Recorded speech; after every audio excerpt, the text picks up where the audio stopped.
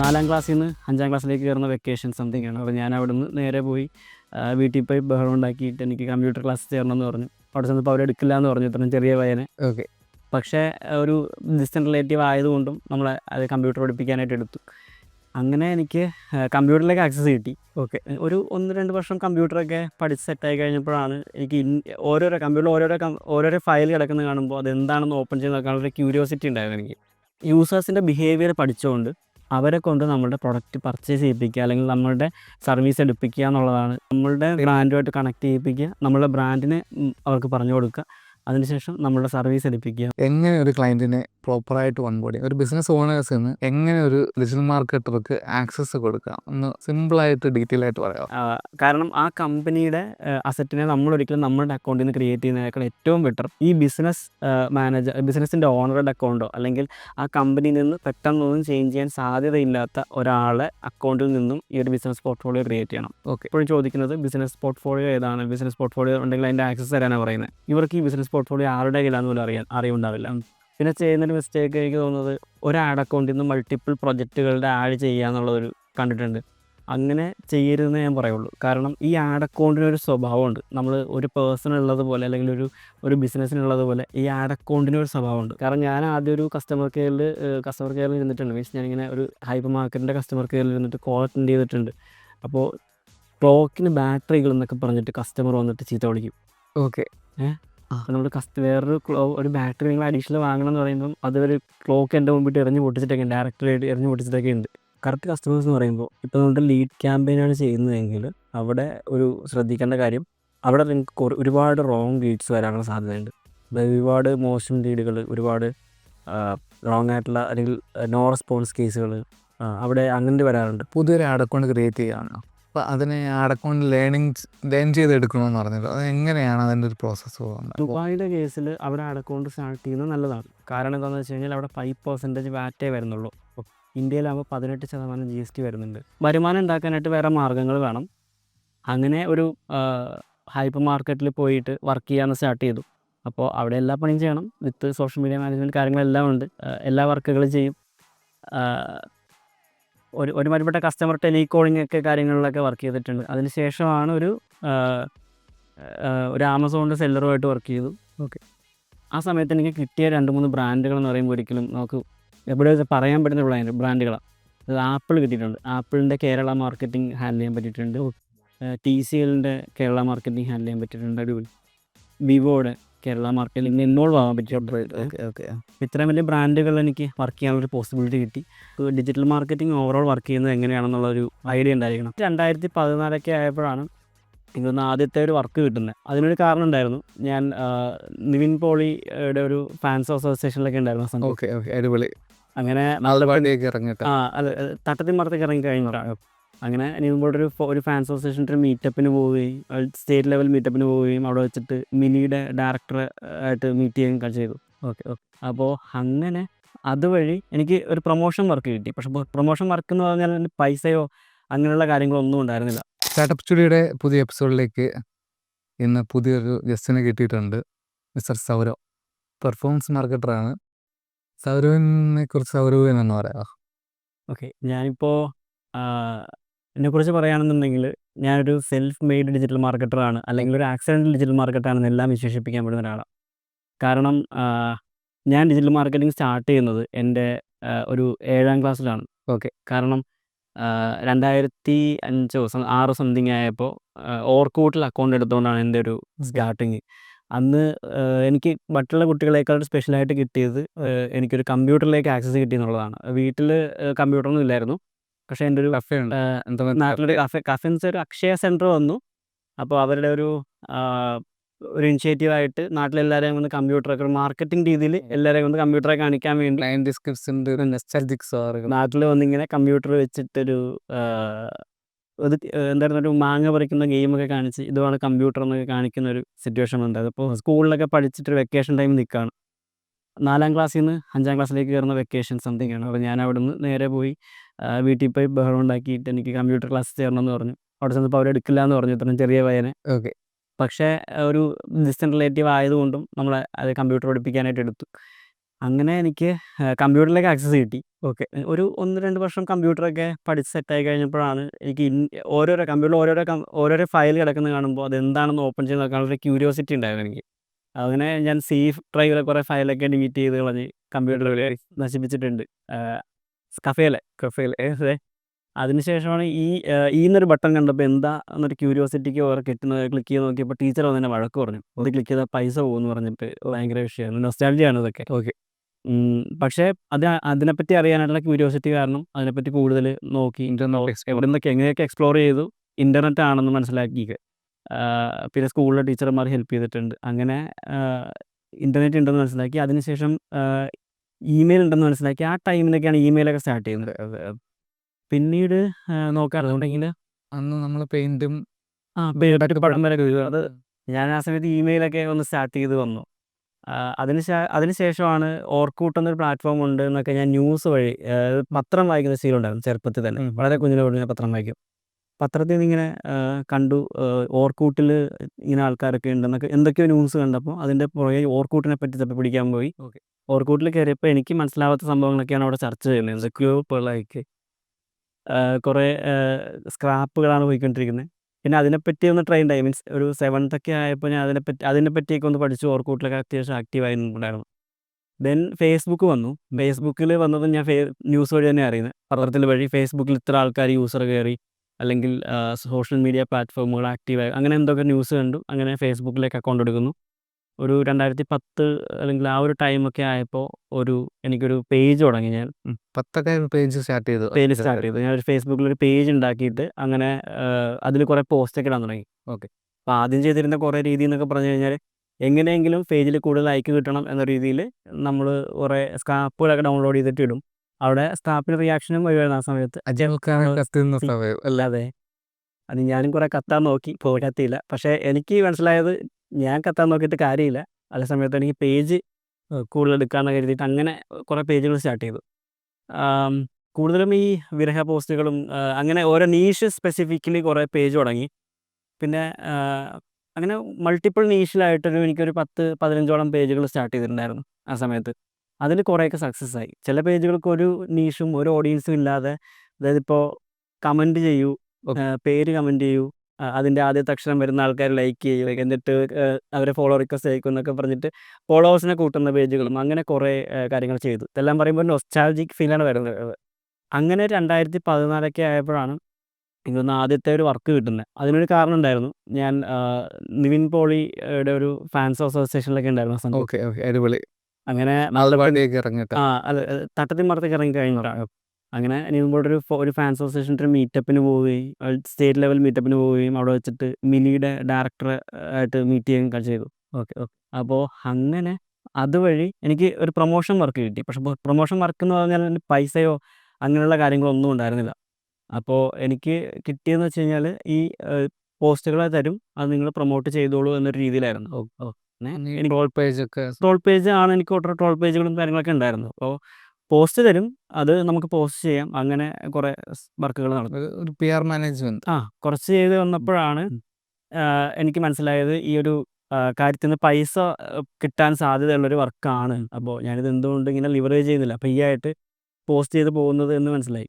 അതെനിക്ക് ഏജൻറ്റുകൾ വഴിയൊക്കെയാണ് അയച്ചു തന്നുകൊണ്ടിരുന്നത്. അപ്പോൾ പിന്നീട് ഞാനിതിൻ്റെ എങ്ങനെ ഈ ആൾക്കാരെ നേരിട്ട് മുട്ടാമെന്ന് കരുതിയിട്ട് സിനിമ തുടങ്ങുമ്പോൾ എഴുതി കാണിക്കുമല്ലോ, സിനിമ എടുത്ത് വെച്ചിട്ട് ഈ സിനിമ തുടങ്ങുമ്പോൾ ആൾക്കാരുടെ പേര് നോട്ട് ചെയ്തിട്ട് ആ ആൾക്കാർക്ക് ഫേസ്ബുക്കിൽ റിക്വസ്റ്റ് അയച്ചിട്ട് അവരോട് ഞാൻ ചോദിച്ചിട്ട് വർക്കുകൾ എടുക്കാൻ തുടങ്ങി. ഓക്കെ മനസ്സിലായി. അങ്ങനെ അവിടുന്ന് ഇവിടുന്നൊക്കെ ആയിട്ട് കുറച്ച് വർക്കുകളൊക്കെ വരാൻ തുടങ്ങി. പിന്നെ ഞാനിവിടുത്തെ ഒബ്സ്ക്യൂർ എൻ്റർടൈൻമെൻറ്റിൽ ഞാൻ നേരിട്ട് ബസ് പിടിച്ച് വന്നിട്ടുണ്ട്. ഒരു ദിവസം എനിക്ക് അറിയില്ല, പക്ഷേ അന്ന് എങ്ങനെയോ തപ്പിപ്പിടിച്ച് ലുലു മാളിൻ്റെ പുറകിലൊരു ഓഫീസ് ഉണ്ടായിരുന്നു. അവിടെ വന്ന് ഒരാളെ മീറ്റ് ചെയ്തു. അവിടെയുള്ള ആൾക്കാരെ മീറ്റ് ചെയ്തിട്ട് എനിക്ക് വർക്ക് തരാനൊക്കെ ചോദിച്ചു. അങ്ങനെ എനിക്ക് ആ മീറ്റിംഗ് സക്സസ് ആയിട്ടുണ്ട്. വളരെ ചെറുപ്പമാണ്. ഓക്കെ. അന്ന് എനിക്ക് ഒരു വർക്കൊക്കെ കിട്ടി, ക്ലയൻറ്റ് വെച്ച് കിട്ടി. അതിനുശേഷം കുറച്ച് സിനിമകളുടെയൊക്കെ അത്യാവശ്യം നല്ല ഹിറ്റ് സിനിമകളുടെയൊക്കെ ഒരു പ്രൊമോഷനിൽ പാർട്ടാകാൻ സാധിച്ചിട്ടുണ്ട്. ഒരു കുറച്ച് ടൈം കൂടി കഴിഞ്ഞ് ഒരു 3-4 വർഷം കഴിഞ്ഞപ്പോൾ ഞാനിത് സ്കെയിൽ ചെയ്യണമെന്നുള്ളൊരു ചിന്ത വന്നു. ഞാൻ കുറച്ച് പുറത്തുള്ള പുറത്തുള്ള ആൾക്കാരല്ലേ, എനിക്ക് പുറത്തുള്ള പേജുകളുമായിട്ടൊന്ന് അവർ ക്ലബ് ചെയ്ത് ചെറിയ പേജുകളൊക്കെ ആയിട്ടൊന്ന് ക്ലബ് ചെയ്ത് ഒരു അവർക്ക് കൂടി വർക്ക് കൊടുക്കുന്ന രീതിയിൽ അപ്പോൾ ഇവരോട് എനിക്ക് കൂടുതൽ പേജ് ഉണ്ടെന്ന് കാണിക്കുകയും ചെയ്യാം. അങ്ങനെ ഒരു മീഡിയേറ്ററായിട്ട് കോർഡിനേറ്ററായിട്ട് ഞാൻ വർക്ക് ചെയ്യുന്ന രീതിയിലൊന്ന് മാറി. അതിനുശേഷമാണ് ഒരു 2-3 സിനിമകളുടെ പൈസ കിട്ടിയില്ല. കാരണം പ്രൊഡ്യൂസർ പടം വിജയിക്കാത്തത് കൊണ്ട് പ്രൊഡ്യൂസർ പൈസ തരാതിരിക്കുകയും അങ്ങനെ പൈസ കിട്ടാതിരിക്കുകയും ഈ ഒരു ബിസിനസ് പൊളിയുകയും ചെയ്തു. അപ്പോൾ എനിക്ക് അത്ര നാൾ കിട്ടിയതിനേക്കാൾ കൂടുതൽ നഷ്ടമാണ് എനിക്ക് സംഭവിച്ചത്. ഒരു ഭയങ്കര ഒരു ബിസിനസ് ഫെയിലിയർ എന്ന് പറയാം. അപ്പോൾ വീട്ടിൽ നിന്ന് പറഞ്ഞു ഇനി മുതൽ ഇങ്ങനെ ഒരു പരിപാടിക്ക് പോകണ്ട, ഇതിൻ്റെ ഒന്നും ആവശ്യമില്ല. കാരണം അന്നുണ്ടായിരുന്ന ഒരു പുറത്തൊരു ഗോൾഡ് റിങ്ങൊക്കെ ഉണ്ടായിരുന്നു. ആ ഗോൾഡ് റിങ്ങൊക്കെ കൊടുത്തിട്ടാണ് ആ കടം തീർത്തത്. അതായത് ഈ താഴെയുള്ളവരെല്ലാം എന്നോട് പൈസ വെച്ചുകൊണ്ടിരിക്കുക. എനിക്ക് അവർക്ക് കൊടുക്കാതിരിക്കാൻ ബുദ്ധിമുട്ടാണ്. കാരണം ഞാൻ ചെയ്യിപ്പിച്ച വർക്കാണ്. പക്ഷെ എനിക്ക് പൈസ കിട്ടില്ല എന്ന് എനിക്ക് അവരോട് പറയാൻ പറ്റില്ലല്ലോ. സോ ഞാനങ്ങനെ പൈസ കൊടുത്ത് അതിന് ഷട്ട് ഡൗൺ ചെയ്തു. അതിനിടയ്ക്ക് എൻ്റെ ഒരു ഫേസ്ബുക്ക് അക്കൗണ്ട് ഹാക്ക് ചെയ്യപ്പെടുകയും ചെയ്തു. ഹാക്ക് ചെയ്യാനുള്ള മെയിൻ റീസൺ എന്ന് പറഞ്ഞാൽ ഞാൻ ക്രോമിൽ പാസ്വേഡ് സേവ് ചെയ്തിട്ടുണ്ടായിരുന്നു. ഗൂഗിൾ ക്രോമിൽ പാസ്വേഡ് സേവ് ചെയ്ത് വെച്ചു. ആ സേവ് ചെയ്ത് വെച്ച പാസ്വേഡ് കാരണം എൻ്റെ അക്കൗണ്ട് ഹാക്ക് ചെയ്യപ്പെട്ടു. അക്കൗണ്ട് കംപ്ലീറ്റ്ലി ലോസ്റ്റായി. എൻ്റെ ഇപ്പോൾ അന്ന് വരെ ആക്റ്റീവായിട്ടിരുന്ന എല്ലാ പേജുകളുടെയും ആക്സസ് നഷ്ടപ്പെട്ടു. അതിൻ്റെ പേജിൻ്റെ എല്ലാ പേജ് സേവ് ചെയ്ത് വെക്കുന്നത് ഒരു സെക്യൂരിറ്റി ബ്രീച്ചാണ്. കാരണം നമ്മൾ ഉദ്ദേശിക്കുന്ന പോലെ ഇപ്പോൾ അല്ല ഈ കാര്യങ്ങൾ. അതായത് എത്രത്തോളം സെക്യൂർ ആണെന്ന് പറഞ്ഞാലും നത്തിങ് 100% സെക്യൂർ. അതാണ് ഒരു പ്രശ്നം. അതായത് ഇതിനെ ഒരു കാർഡ് ഡീറ്റെയിൽസ് വരെ സേവ്ഡ് ഡീറ്റെയിൽസിനെ ആക്സസ് ചെയ്യാനായിട്ടുള്ള ലൂപ്പോൾ എപ്പോഴും ഉണ്ടാവും.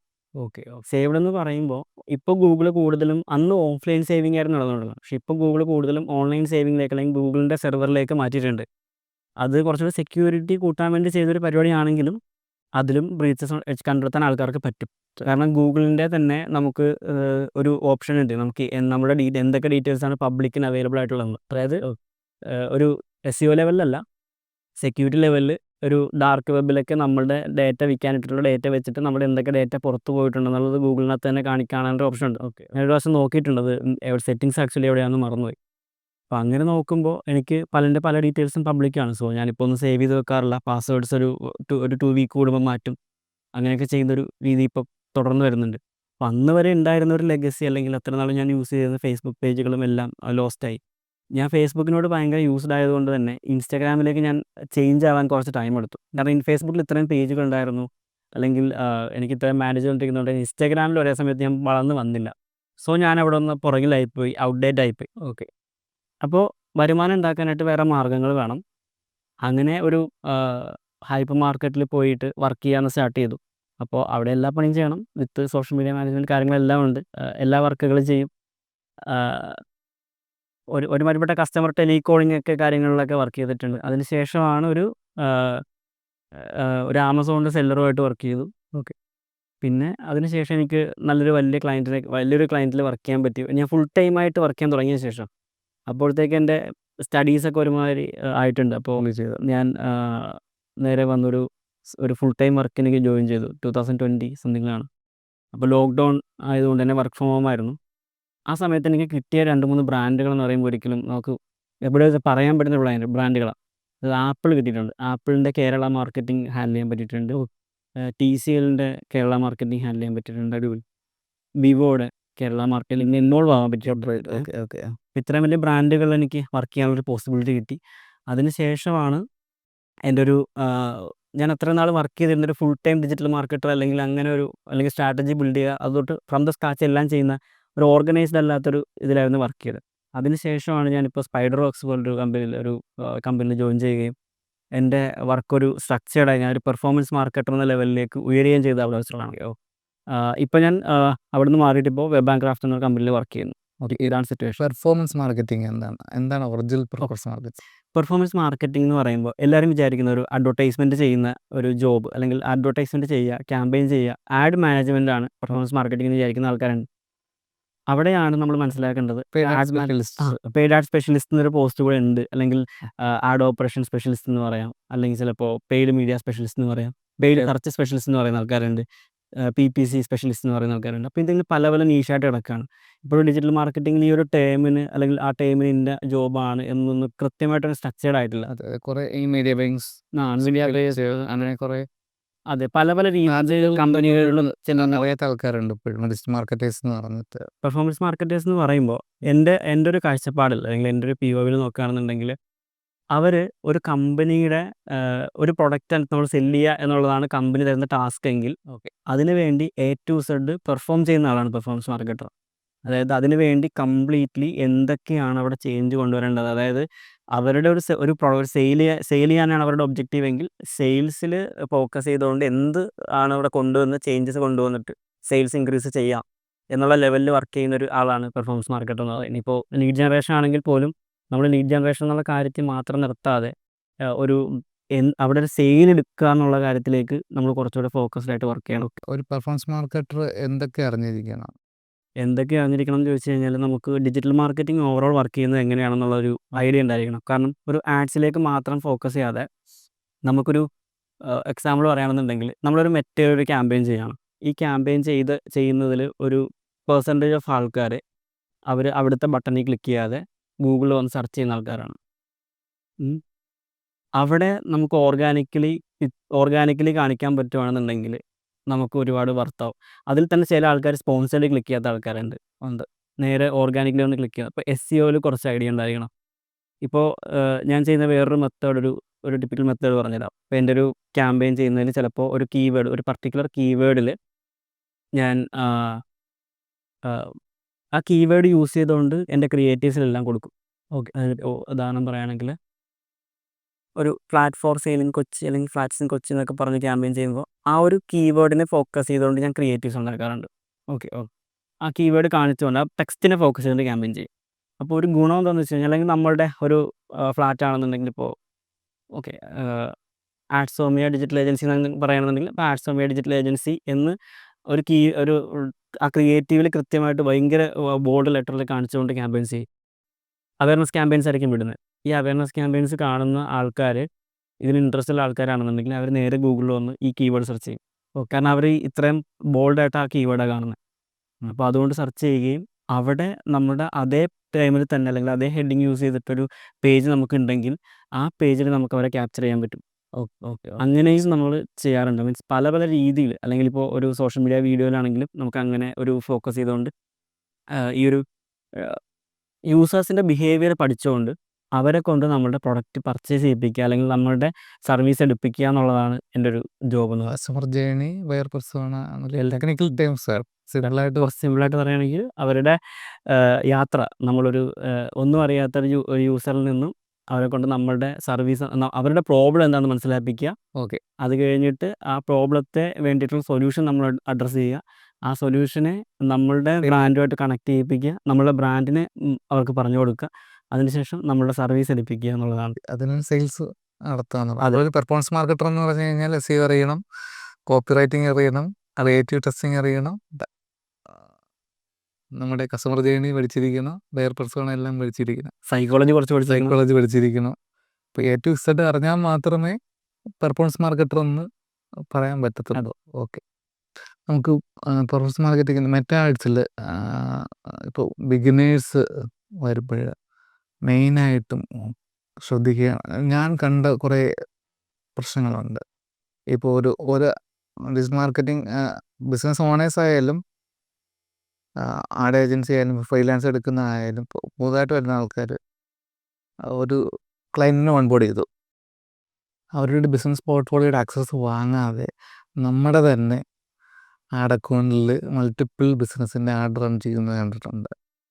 എങ്ങനെ ഒരു ക്ലയൻറ്റിനെ പ്രോപ്പറായിട്ട് ഓൺബോർഡ് ചെയ്യും, ഒരു ബിസിനസ് ഓണേഴ്സിന് എങ്ങനെ ഒരു ഡിജിറ്റൽ മാർക്കറ്റർക്ക് ആക്സസ് കൊടുക്കാം ഒന്ന് സിമ്പിളായിട്ട് ഡീറ്റെയിൽ ആയിട്ട് പറയാമോ?